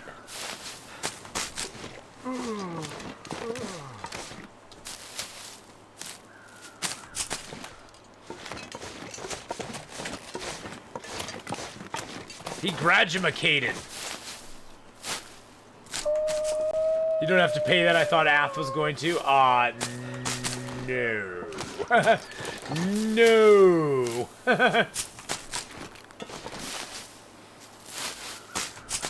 Well, best of luck to you, nephew. I hope that you know, you're able to find some gainful employment at some point here.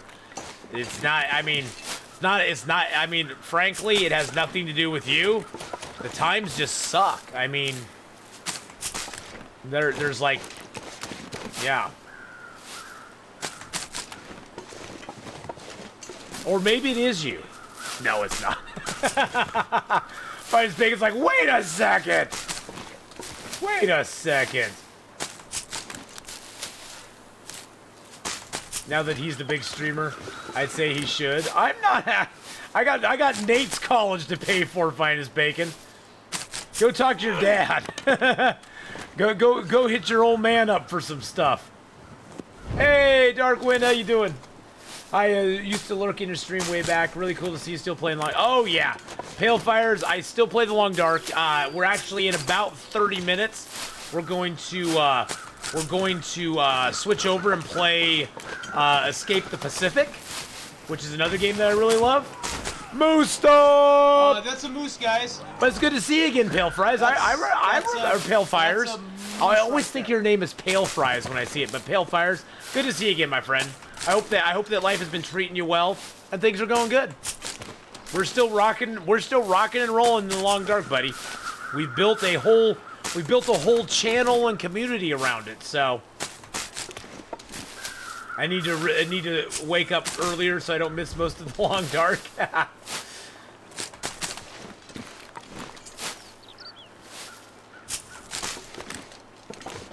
If you want to work in Canada, there will be a few positions opening up in the fall in my school division. Well, there you go. There you go. You could be the reverse transplant, Finest Bacon. Then I could say I actually have relatives in Canada. It'd give me more credibility as a Long Dark player to have actual relatives in Canada. So, Finest Bacon, I need you to do that. I need you to do that for my stream, bro.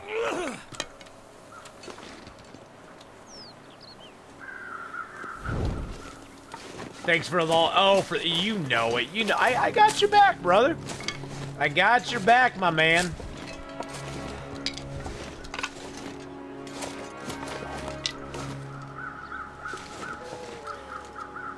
Oh, he took a deer. Oh, snap! He took a deer down. He took a deer. Oh, snappity, doopity doo. Oh, snappity doopity doo. Ooh, I'm so sorry, Mr. Deer. I'm so sorry, Mr. Wolf. I need to steal your food. I'm so sorry, Mr. Wolf.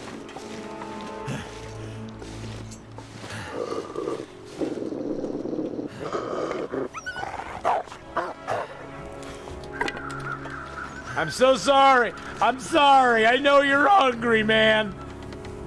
I'm hungry too, brother.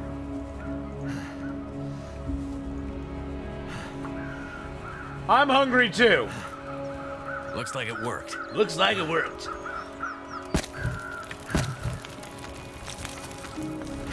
Now this deer I will carcass harvest. Oh, I can't carcass harvest him. Oh crap, I can't do it. Okay. Well, we'll just take his meats then. We'll take his meats and hope for the best. Wonder if that'll get patched out. Might. It's a hack? I don't know if I want to do that then. I'll try it. We'll see how it goes. Got an hour's worth of harvesting. Okay, there we go. 54 minutes. Beautiful. Such nice weather again. Well, the thing about the fire is that the fire does two things. It lets me cook some meat while I'm harvesting. It also keeps the wolves away. So the wolves can't run up and attack me after I get done harvesting stuff. Which is the main reason I want the fire.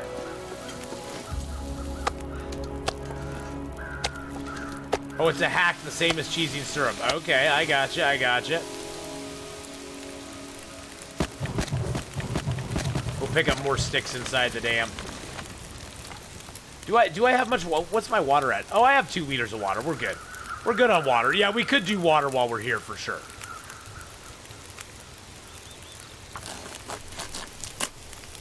I think I need to lay down. Oh, I just talking rubbish. Oh no. I know that's the thing. I like to explain CAD why I do certain things in the game. And it's a good point. The weather is probably good enough right now that I don't need the fire, technically. Yeah, it's actually, look at that. It's actually warm. It's actually like negative positive 0. Oh, what? Drink it? I don't want to drink my water.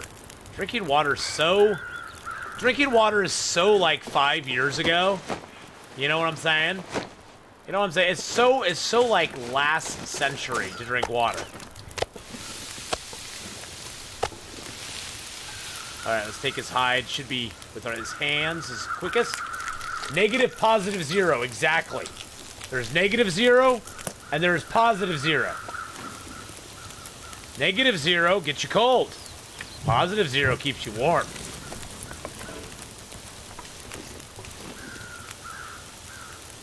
Can I get a gut in that short a time? 30 minutes now. Gotta go get some maple syrup. Heat it in the fire, drink hot maple syrup. Hey, Feed, how's it going, buddy? Alright, what's our times? Oh, I don't want that one on there. I want a good long time so I can take the... Do I gotta have an hour? Okay, I got an hour. It's gonna take an hour to get the guts. There we go. Well, we were gonna leave for the forge, but this offered us too good of an opportunity to pass up. Too good of an opportunity to pass up right here, boys. Oh, jeez Louise. There is no wolfies right here. The reason this is too good of an opportunity is when we come back from the forge and want to actually make things, we will have things all ready.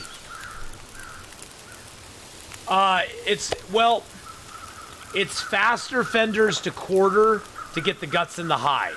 The meat will still take you time to get, but by doing the quartering, you get the guts in the hide very quickly, which allows you to take it somewhere and cure it without having to individually harvest it. Disappearing. That's the main reason you want to quarter an animal, is you get the guts in the hide super quick. Actually, you know what we need to do? Nope. We need to add a piece of coal and take a torch. So that's the main reason you want to do it. Plus, if you're out in an exposed area like I am right here, if a storm had come up and I was able to quarter this deer, we could take the guts and hide, run away.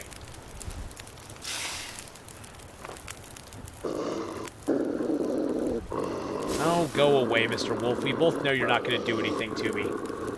And then you can take the meat bags and go to a safe place as well.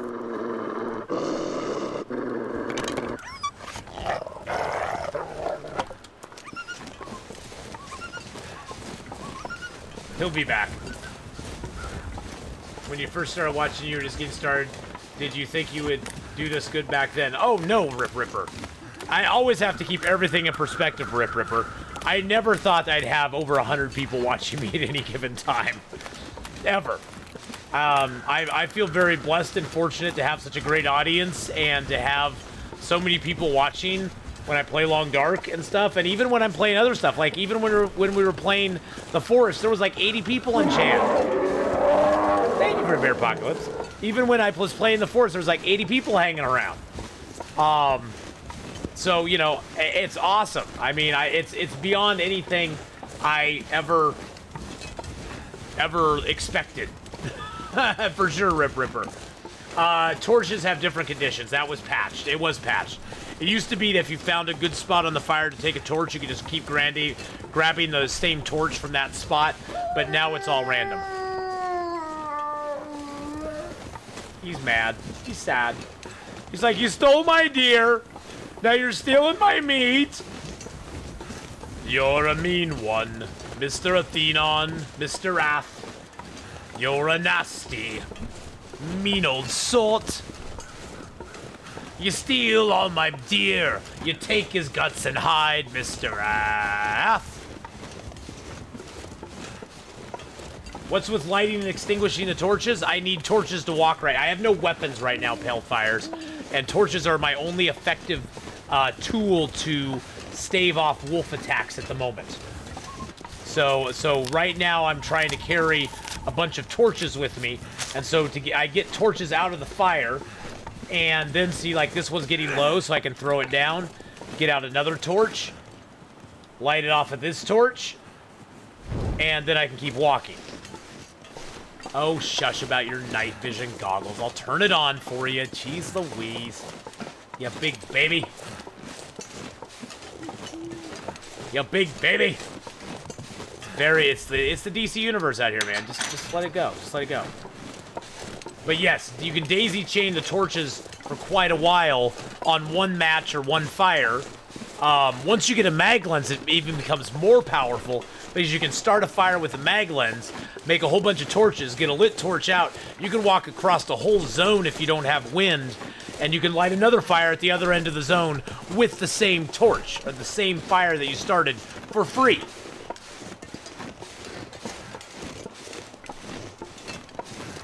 You're a good guy. I knew you would do good. Plus, you keep talking to people and keep it interesting. Well, I try to. There are games, Rip Ripper, that it's a lot easier to do that with than others. Unless I really love a game, I will tend to not play ones that are not real interactive with chat, where I can't like talk to chat a lot and have fun with chat. I try to stay away from those. But sometimes I do play them because I really love them, and you know, that's just something I got to deal with. Because I always have lower viewer counts during those games, and it's like, oh well, whatever, it's fine, you know. It's not gonna break my heart.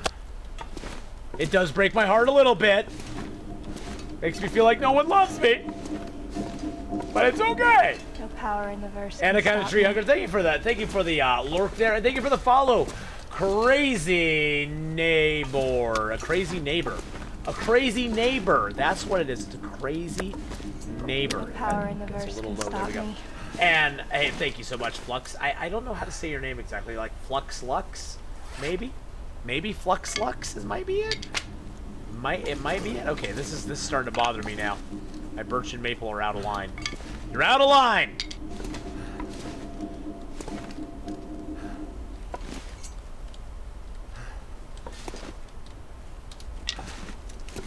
I know my other maple's crooked. My other maple is crooked, boys and girls, and I know that. And it makes me sad.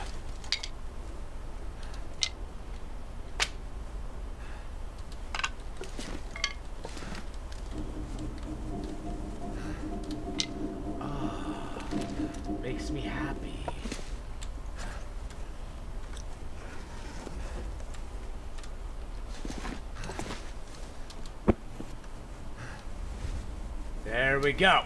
Did I finish Kotar? I have about 30 minutes to an hour left to go. It was just so... It just, towards the end... It's so funny how Knights of the Old Republic wins. All through the game, it's very slow-paced. You're talking to a lot of people. You're interacting with characters. You're doing plot things. Sure, you get in fights, but you're doing plot things and stuff between those sort of major fights.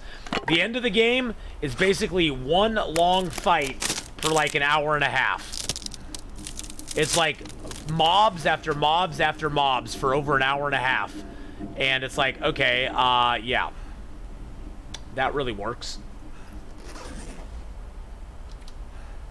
Let's pick that up real quick. I forgot I need to dump this meat outside. Let's find the front door here. There's the front door right there. All right. Of course, date night is just going to be to my girlfriends watching TV. Hey, that's a great date night, man. That's a great date night. All right, we're going to leave the canned food here because we have no bottle opener, can opener, whatever you want to call it. There's just a lot of it. Well, but it feels like, that's the thing, it feels like it. It's sort of like endless, and it's like wave after wave of enemies with an occasional cutscene to the story that's going on. So, got my girlfriend hooked on streams. Well, you know, there is so much stuff out there, Ripper, that I think honestly there's a stream for everything. There's a stream for everything.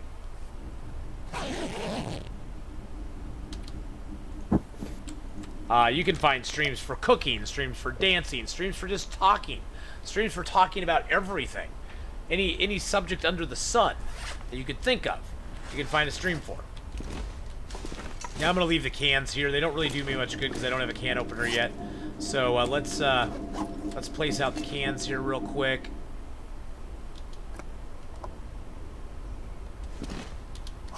Oh, did I get another Jerry can, by the way? No, I didn't. Okay.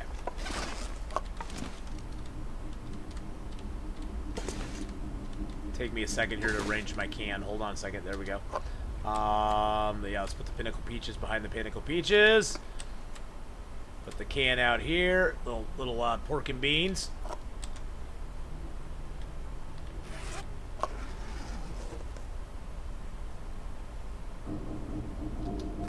And a little bit of tomato soup.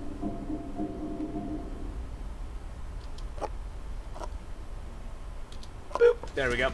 Alright. She loves to watch Shardul because they gang up on me. Giving me... Last night I was playing Escape the Pacific in 7 Days to Die while she played The Sims. She usually she plays WoW. WoW is a very popular game. I just couldn't get into WoW after EverQuest myself. Franks and beans! Franks and beans! Alright, today we push to get to the camp office and on to Forlorn Muskeg without getting too distracted.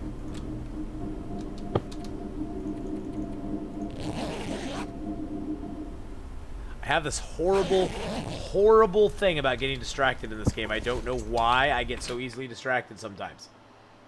But yeah, oh, Shardul's great though. I love Shardul. Shardul's a very chill dude.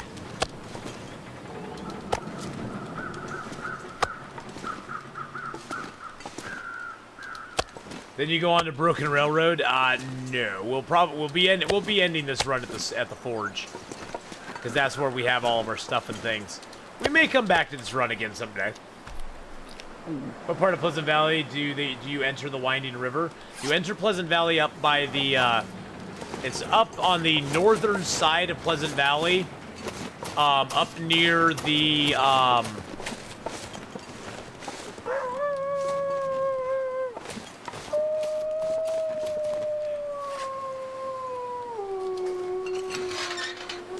He's over there.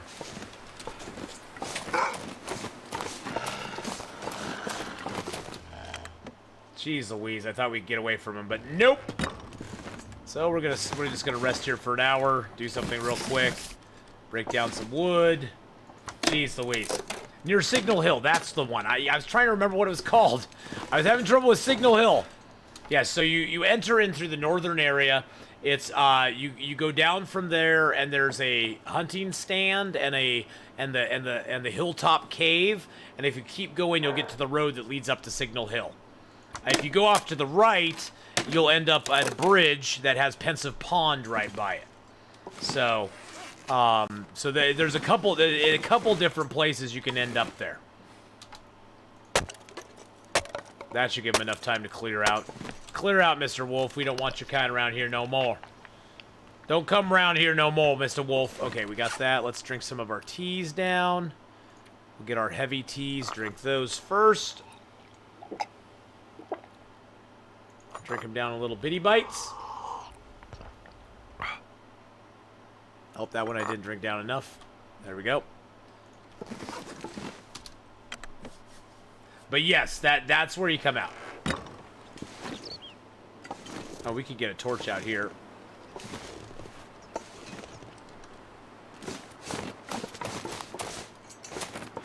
I won't light it unless I hear Wolfie Boy. Hopefully we can get far enough away that he won't be here. And then we can head down the river and get some more cattails. Alright, we made it through.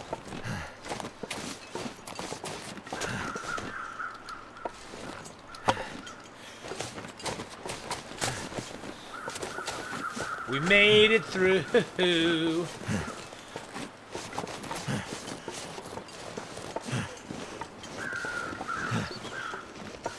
You were gonna use a ducky hug, but you didn't. I want to check for the birch over here. I don't see any birch here. Means it's probably further down. Now, if we wanted to go that way, we could go to Alan's cave and the hunting blind. But I'm gonna choose to go this way because I want to get the cattails. I'll come back. When I come back, I'll go that way. But this way, we can go get the cattails off the river. Looking for the place where we can up on the rock and go to the fence of the maintenance shed. Where is it? I have never done that before. Oh, that place? Oh, the maintenance? Oh, to get up to the to the fence. Oh, you're talking about in Broken Railroad. Oh, you're talking about Broken Railroad. So to do that, you have to go, you have to be coming from the, not the direction of coming into the zone. Coming into the zone, that's not there for you, I don't think. It might be, but I've never hit it that direction. I've always hit it from the other direction when I'm coming back from like the hunting lodge. That one I don't know. Coming back from the hunting lodge, you can just walk along the cliff and end up there. But I don't know how to get there from the other side. I usually just play hopscotch in the maintenance yard and hit all the trucks and avoid the wolves. Sneak, sneak, sneak. Crouching and sneaking is very underrated in this game. Crouching and sneaking is one of the most important things you can learn to do in this game. Because it will save your life a lot. You can crouch and sneak and get away from a bear or a wolf. You can crouch and sneak and get around a moose. You can crouch inside of something. And you come out of the house crouched and they'll have no idea you're there. So... crouching is a very good thing. I think you have to go behind the shed where the truck is and along the rock wall.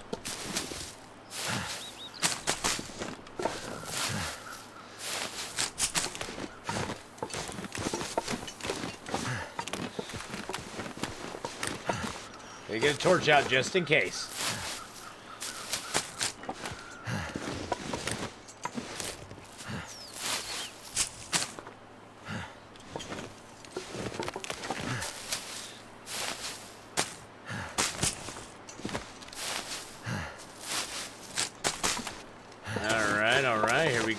Haven't run into the wolf yet. There's sometimes a wolf that patrols over here. That's why I was nervous. Because it's foggy. And I won't be able to find him see him very well. Heavy Tank 1, thank you for the follow, my friend. We're mainly picking these up because this is our main food source.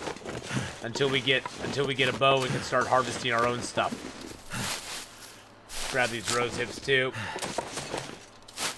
Perhaps they changed this. I don't found the way. I've been searching the entire day on Pilgrim. Yeah, I never mess around with little shortcuts like that. I just bowl my way through. I'm like a bull in a china shop. Especially once I get the bow, I'm like, oh, you really want to mess with me now? Okay. We gotta be that way. We gotta be that way. I don't want to mess with the wolves, but I will if I have to. Oh, no birch here either. Wow. Sometimes there's birch there, and there was none there this time either. Ha! And they may have changed it. They changed a lot of things in the game. You like small little features, they'll change in this game quite often. This game is very malleable. I know, I can never find those tricks, and so Aspen, I'm just like, you know what? They're kind of cool. I'll let other people do them. Because I can never seem to do them. There's a few tricks I've learned, but that's about it. Athos the arrow in the face guy. Boom. The shortest way is kill all the wolves. Kill the wolfies, kill the wolfies. When taking the garbage bin out, don't go barefoot. Removed a 2.5-inch. I can't read that. Wait and see. I can't read that right now. That made my foot hurt just reading it. I'm very sensitive about two areas of the body, my feet and my face. Specifically my mouth. But my face in general. Anything that injures those areas. Whew. Oh.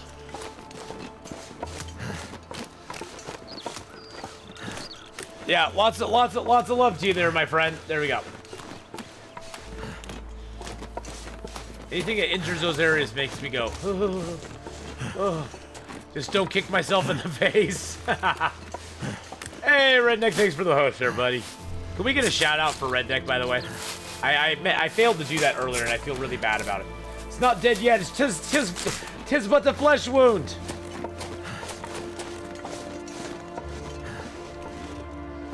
No body here either.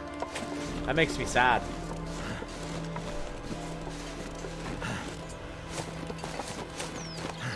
Now, usually I would stop in here and warm up, but it's actually warm outside. I'd usually stop here, warm up, get a little bit of extra stuff going on. Let's break that torch down.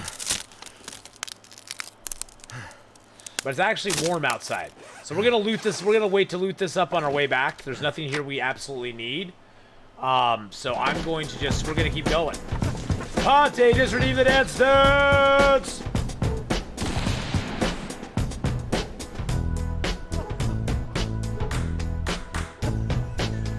Redneck, for Redneck, please.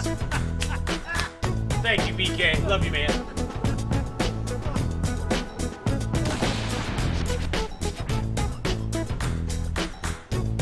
Thank you for the dance there.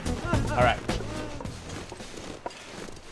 We got 7 minutes to get to the forge, boys and girls. 7 minutes. It's about the 6-minute abs, not the 7-minute abs. It's about the 6-minute abs.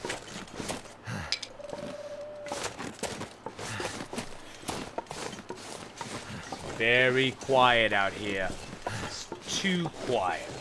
But hey, it's +1, so I can't pass it up. I mean, you take this weather when you can get it. Regardless of how tired you are, regardless of what you have, you take it. You take it and you run. You run. You don't blink. Whatever you do, don't blink. Just run. They're fast.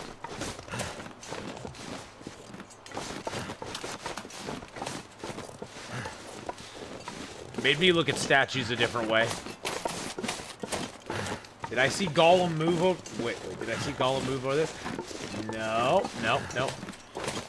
Thought Gollum might be a weeping angel. I actually have a... Lynette made this for me and sent it to me. It's a weeping angel. It's a weeping angel.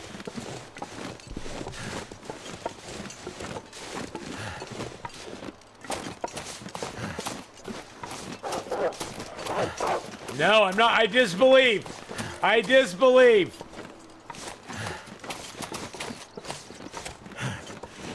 God, no backpack here. Jeez Louise, I'm getting like none of the loots. Is there nothing over there? Oh, there's a chest and a medicine thing.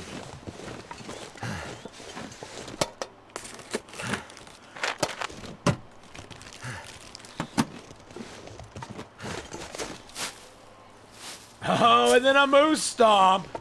Oh my goodness, we're getting them all. Okay, I'm gonna leave this here. I don't need that with me. That's a moose, guys. That's a moose right there. That's where we're heading right now, Pate. That's where we're heading, my friend. That is where we're going right now.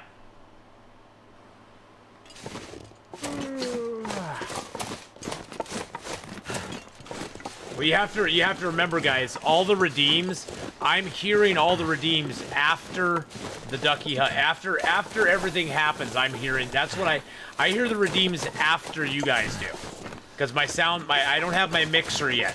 So the sound coming in from redeems and stuff is a slight delay with what I'm hearing.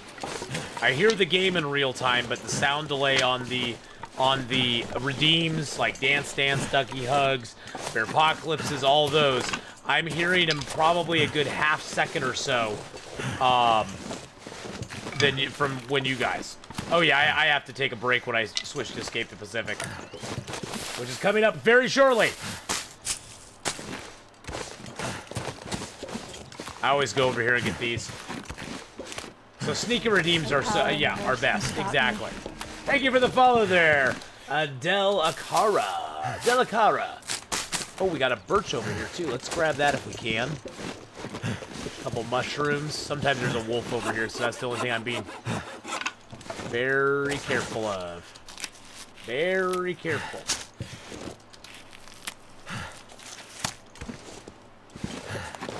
Yeah, I usually always start my run. I always make my first forge in Forlorn Muskeg.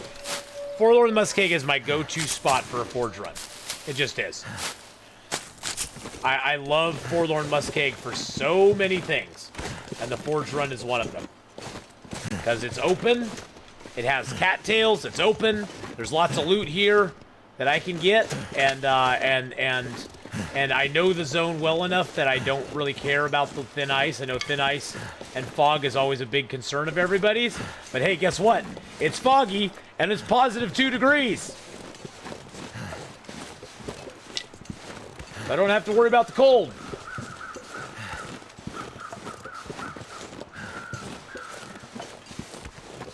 Which is fabulous. Could you do a rundown on energy management, please? You run everywhere. I run everywhere. I don't care about energy management. When I get tired, I either sleep or drink coffee. I am not a micromanager on that Aspen. I prefer to speed than anything else. I don't. You want to watch somebody who's very conservative on their energy? Kimioda is a very good energy management person. I do not manage my energy at all. When I get tired, I sleep, and I run most of the time otherwise, because I like to move along in the game. I like to get places. And that was a huge mistake right there. I just wasted a match. I just wasted a match, boys and girls. Ooh, clever girl. Yeah, I generally run just about everywhere.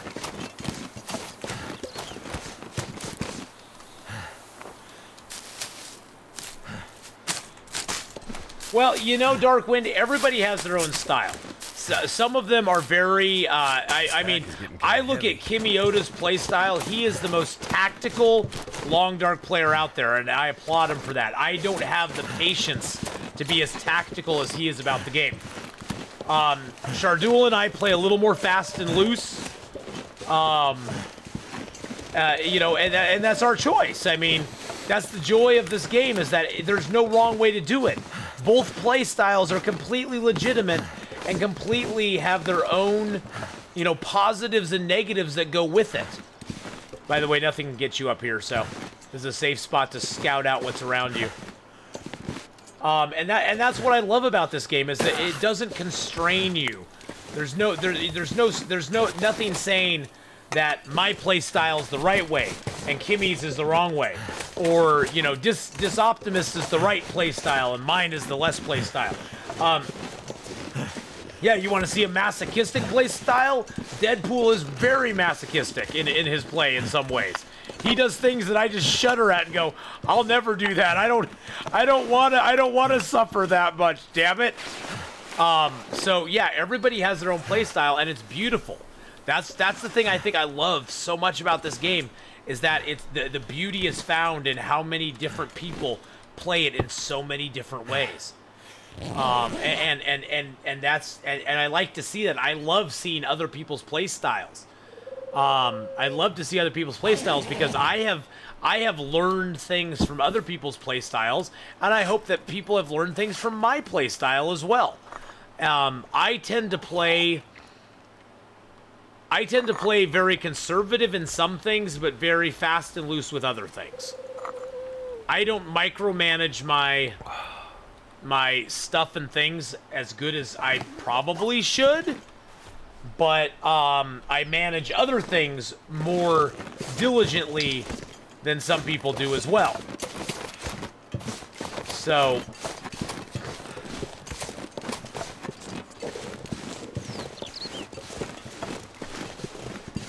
if WE was good for something, I'm not afraid of wolves anymore. My knife is sharp. Exactly. Only bad style is BK style, troll style. Exactly. Yeah, see, and that's the thing too, is my style is way more nomad.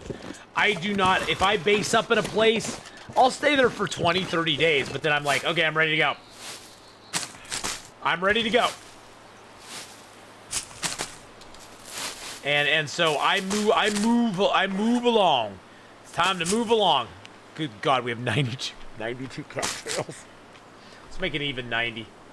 Even 90, there we go. Okay, so, my way to get to the forge from the train there, once you get to the train, my way to get to the forge from the train is to do this. I'm actually going to pop down here a little further and grab these couple of cattails real quick. Yes, Fogbound Muskeg, I know, Gazbeard. So from the train, you want to see these rocks. These rocks are sort of your guide for how you want to get across. You want to hit all these rocks going across. And this is usually, there might be weak ice here, I don't think there is, but just kind of save your sprint to sprint across it a little bit. And then you want to move first to flat rock here. You got flat rock, pride rock, kissing rocks. That's where you want to go. Primal Fox, how you doing? Hello, Primal Fox, good to see you, my friend. And how are you, the Gazbeard? The Gazbeard, if we could give Gazbeard a shout out, Gazbeard is a fellow streamer in the community, all around amazingly awesome dude. He's an oldie like me. He's an oldie but goodie like I am. Right, Gazbeard? And he's got a luxurious beard unlike me, so what can you do? Some of us are blessed with luxurious beards, some of us are blessed with this little stubble that we try to call a beard. That's sort of just a man curtain. So you got flat rock. That's, yeah, from the other side, it looks like a flat rock. Then that's Pride Rock there. You can almost see Simba. You could almost see Simba being held up on that rock right there. I'm just a young pup. Ha! If I don't rest soon. I'm catching you quickly, my friend. Catching you quickly. But that's sort of Pride Rock. And then here's Wolfie. Here's Wolfie Boy. Can we avoid him, or do we need to confront him? For purposes of what I'm doing, I need to confront him.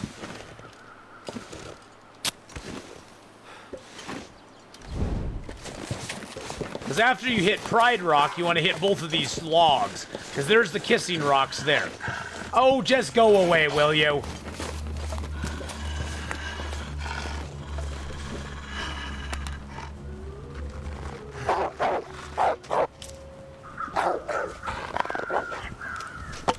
Don't make me aim my rock at you again. Don't make me aim that rock again, my friends.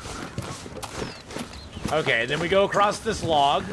Now the high blind is like right over there, I think. There's a high blind. We'll hit that on the way back. But we go across that rock. I'm gonna grab these cattails here real quick too. I think the high blind's like right over there, if I'm not wrong. I may be wrong though.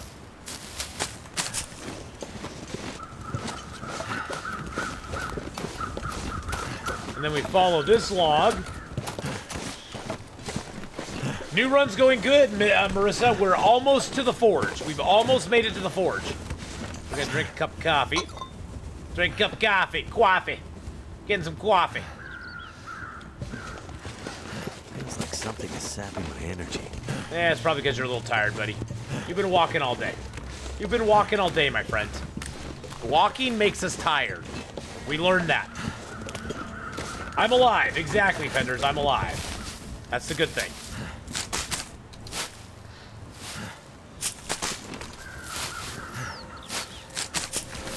I guess I could have looked at the Mystery Lake Camp office for my mag lens. Ha! I didn't even think about that. That's okay. That's alright. We'll be fine. It's gonna be fine. So you got the kissing rocks here. So from the kissing rocks, you want to take sort of a sharp right here after you go through the kissing rocks. Usually there's a little loot down here. Sometimes some wood. And we got the backpack today. There used to be peanut butter in this backpack on Interloper. It was the only place in the game on Interloper you could get peanut butter. And then they took my peanut butter away. And then you want to hit a hard right here, and you want to cut across, see this little expanse of snow and ice? Now over there could be a maple, but we could catch that on the way back if we really want to. Yeah, running makes you more tired and faster, I know, but I like to run anyway. Like I said, Gazbeard, I don't pay attention to my stamina and stuff. I'm like, if I gotta pull into town completely exhausted, I'm good with that. I'm good with that. It's fine. It's gonna be fine. I want to pull into town completely exhausted. You know what I'm saying? It makes me happy to pull into town completely exhausted. Because then I can get a nice long snoozy poozy before I do a 4G wargy. That sounded wrong. That sounded wrong.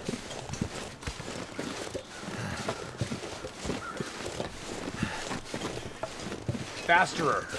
It gets me there fasterer. Exactly. Hey. It is a word if I say it's a word. I make up my own words, my friend. I'm trying to get fetch to be a word. Do you think that was gonna work? Oh, that's so fetch. Ooh, look at this corpse here. That corpse is so fetch. Gretchen, give it up. Fetch is never gonna be a thing.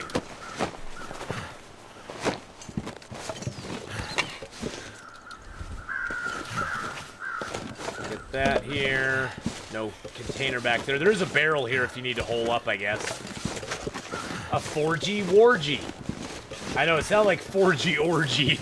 I am not going to be having a 4G orgy. I have trouble with normal words. Now he wants to make up words. I know. Isn't that awesome? It's how I'm going to brand myself, BK. Atheenon. Word maker. Word creator. Word crafter. Word smither. No, word smither is not a word. Word smith. Well, word smither is now a word. Forge hot, so cloth come off.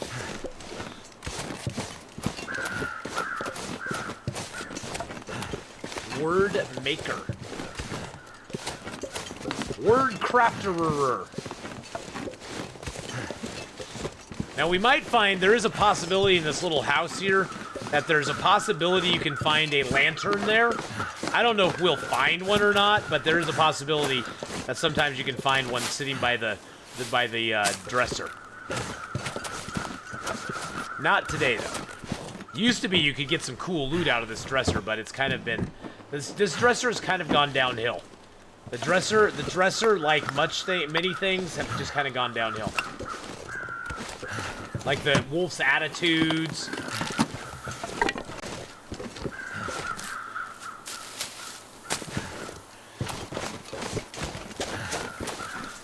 You know. No power in the verse can stop me. Alpha, thank you so much for the follow, my friend.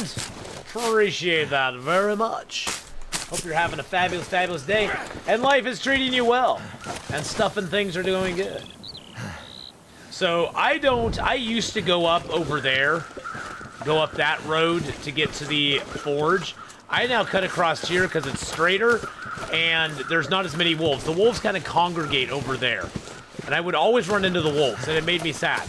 Now, of course, now that I've said that, there'll be a wolf right at the top of this hill here who will gank my face and hurt me a lot. But yeah.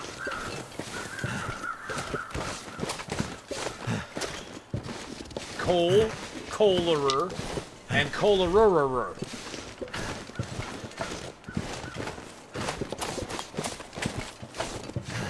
Running into wolves makes me very sad, name the fandom. Checkered Karma, I named my daughter River. Guess what I named her after? There isn't a power in the verse that can stop her. Exactly.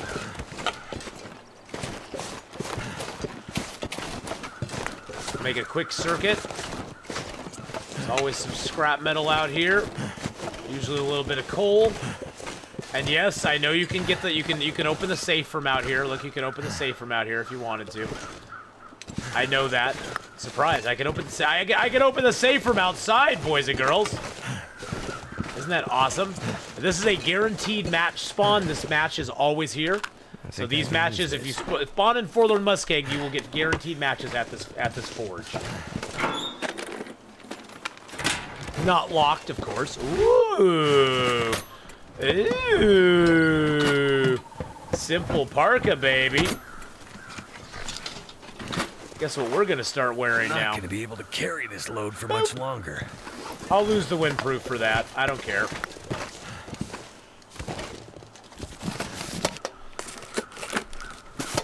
All right, let's crawl under here real quick and get our stuff and things. We got a container here.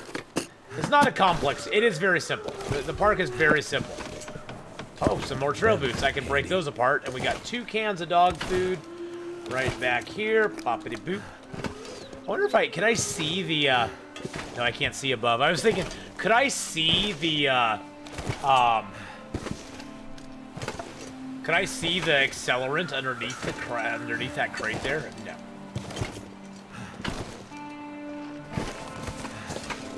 Let's get this fire started. There's no cans inside the crates on Interloper. The only ones you get are the ones that are behind it, unfortunately. I wish there were. We'll be breaking all those crates down, so you'll see all the breakdown of all the crates. There's 2 cans of dog food behind the one. There's the safe behind the others, and there's 2 cans of accelerant guaranteed upstairs under a crate as well. But those are the only ones that actually have things in them.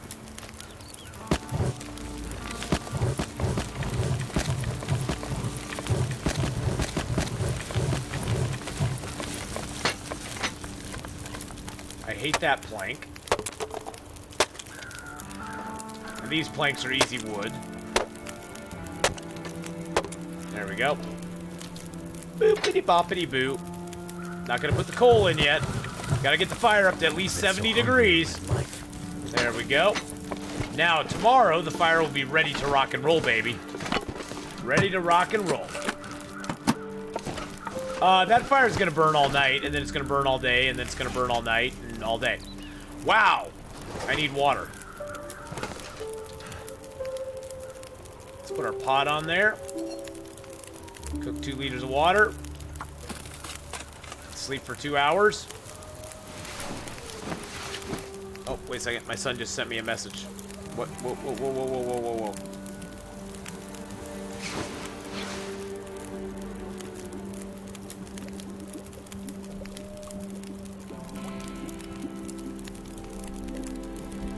Alright. Bam. Anything right about now. Pilgrim has like 5 cans in each crate. How long will the fire burn for? Yeah, my fire right now is built to the max. You can build a fire up to 12 hours maximum. But then you have to then you have to keep adding stuff to it. Have I broken all the planks up on accident? I have not, no. I have not done it yet. I'm eating. I knew I needed to eat when I got up. I got distracted by a text, and I got distracted by chat.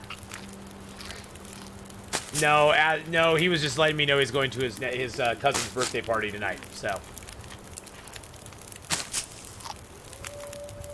Yes, you always want to be careful. That's the thing. You always want to let your fire burn down a lot, because you can overload the fire with coal. If you're used to just hitting the button, mashing the button until it maxes out the fire, you could run into a situation where you overload the fire with coal, and you don't want to do that. What's our fire at though? It's at 80 degrees. Okay, I'm just gonna add another piece of reclaimed wood. Not that it's going to burn down in 10 hours of sleep, because it won't, but because I just want to have it there. Okay. 5 kilos of cat. Hey, 5 kilos of cattails make me happy. I'd carry 20 kilos of cattails if I could. But by sleeping tonight, we'll be all good to go. The fire will be ready to go tomorrow. As long as you get the fire to 70 degrees Celsius or centigrade. As long as you get it to 70, all you have to do at that point is add 4 pieces of coal to it. And your fire will be at 150. So this crate back here, we're just gonna let the fire burn, heat up a little bit. This back here has your accelerant under it. This one here doesn't have anything underneath it. But you get 2 accelerant under that crate there. The crates down here really don't have things under them. They have things behind them. I'm going to add some just regular wood to the fire now. Once you have your fire up there, you can just add regular reclaimed wood, and it's no big deal. Now, these crates don't really have anything under them. This one had the cans of food behind it, but there's nothing underneath it. This crate here has the safe behind it. Oh, shoot.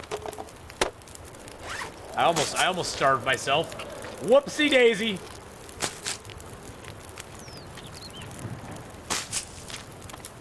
Why are you making a fire this strong? So I can forge.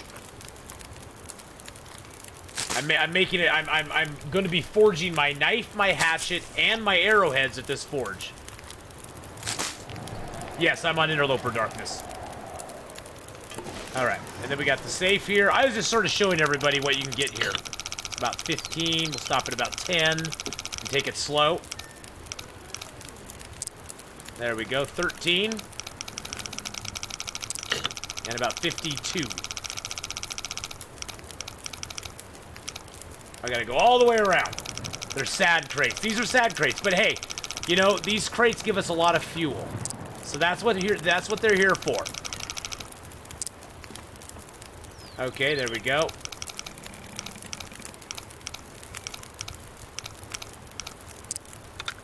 Well, this character we're only, I think, 8 days in. We here. Ooh! Some maple syrup. And then this crate doesn't have anything under it either. Yeah, this character we're only 11 days in on this dude. This is a new guy. Our Will Eggy McKenzie, he's sitting at 705 days. We haven't played him. We played him a little bit ago, but not recently. All right, so now we got an 8-hour fire. Let's build that up. A little more reclaimed wood. You can't overfeed it with reclaimed. All right, so now let's eat. Let's eat first. Hold on, we got 13 pieces of metal. We got a shelf we can break down too, so we'll probably break that down. Do I sometimes play Astrid? Nope. Never have. Well, I have once in a while, but she always dies very quickly. I don't know why. I don't know why she dies so quickly. She always seems to die quick. I have not shown the fish carpet on Mackenzie yet. No. That's a goal this next week. We're gonna get Mackenzie out of Bleak Inlet, take him back to Coastal Highway, and show everybody the fish carpet. Hoo-ha-ha. Alright, so now we're ready to forge. Alright, so we're gonna make first our our improvised hatchet. That's the one that takes the longest. So we're gonna make that. There we go. We're gonna take a little drinky poo of water. Don't worry, we're low on water, but that's fine. We're gonna make a lot of water when we make arrowheads. And now we're gonna make our knifey poo. Sunset. I Gonna get know a lot it's colder soon. gonna be fine, my friend. It's gonna be fine. Don't worry about it. Oh, it's gonna be a lot colder, I know.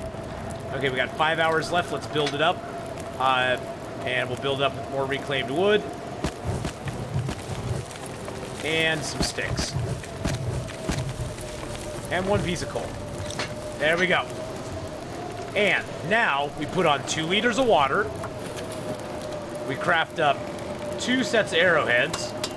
And bingity bangity boom, we got 4 arrowheads and 2 liters of water. Boom. Boom. Yeah, baby, that's how we do it. I need more metal.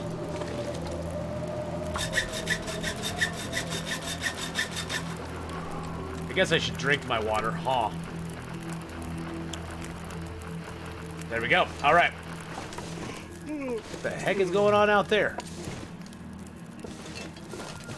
What in tarnation's going on out there? Break that crate down real quick.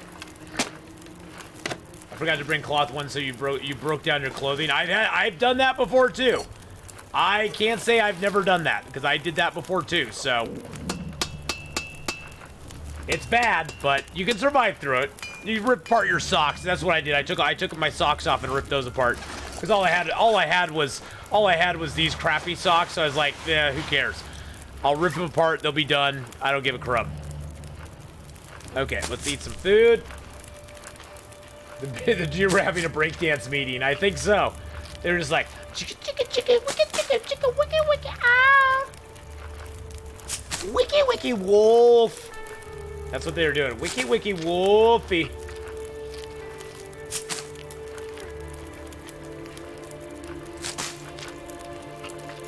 All right.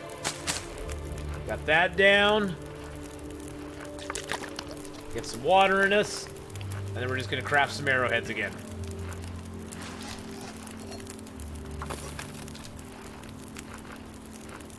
Boom. Even worse when you're out of bandages and break down clothing. Wow, yeah. Break down clothing and then make the bandages while you're bleeding out. That hurts a lot. That hurts your soul, man.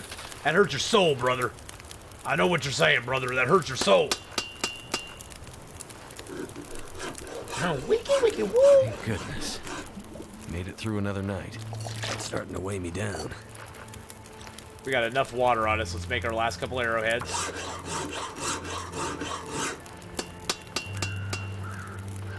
All right. So, we now currently have 18 arrowheads, which is a goodly amount. We have our improvised knife, our improvised hatchet. I usually leave the heavy hammer here for future forge runs, just so it's here. I don't have to worry about carrying it back and forth. We'll leave ourselves a little bit of water here too. Bippity boppity boo. Let's see what our time on the fire is. 3 hours. Let's build it up a little bit. This time we will use the reclaimed and some of our coal. Yeah, 18's a good amount. 18's a great amount to start with. I'll break this torch down real quick. And then pretty much on this run, now we're pretty well set. We have all of those hides, birch, and maple curing at the Carter Hydro Dam. All we have to do is survive back to the dam. That's all we have to do at this point. If we survive back to the dam, we then can make a bow and arrow, multiple arrows, and then we can start hunting stuff, and we can start actually exploring the world more. I do have these boots to break down. Let me eat some cattails here real quick. I guess I could down the maple syrup just to be Canadian. We'll probably get food poisoning, but that's okay. Oh, we didn't get food poisoning from it. Nice. And now that we have a knife and hatchet, we can actually open these cans of food and not lose calories. Once you get a knife or a hatchet, you don't need the can opener any longer. Can openers become meaningless. because your knife or hatchet can open it up without losing calories any longer, so.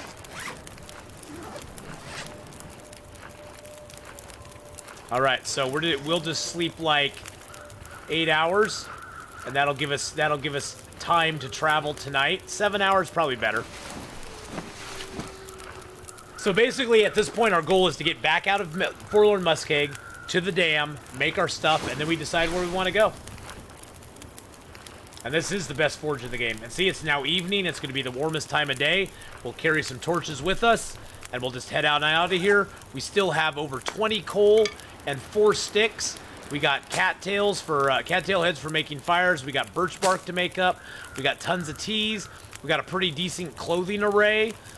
We have some clothing actually to break down now.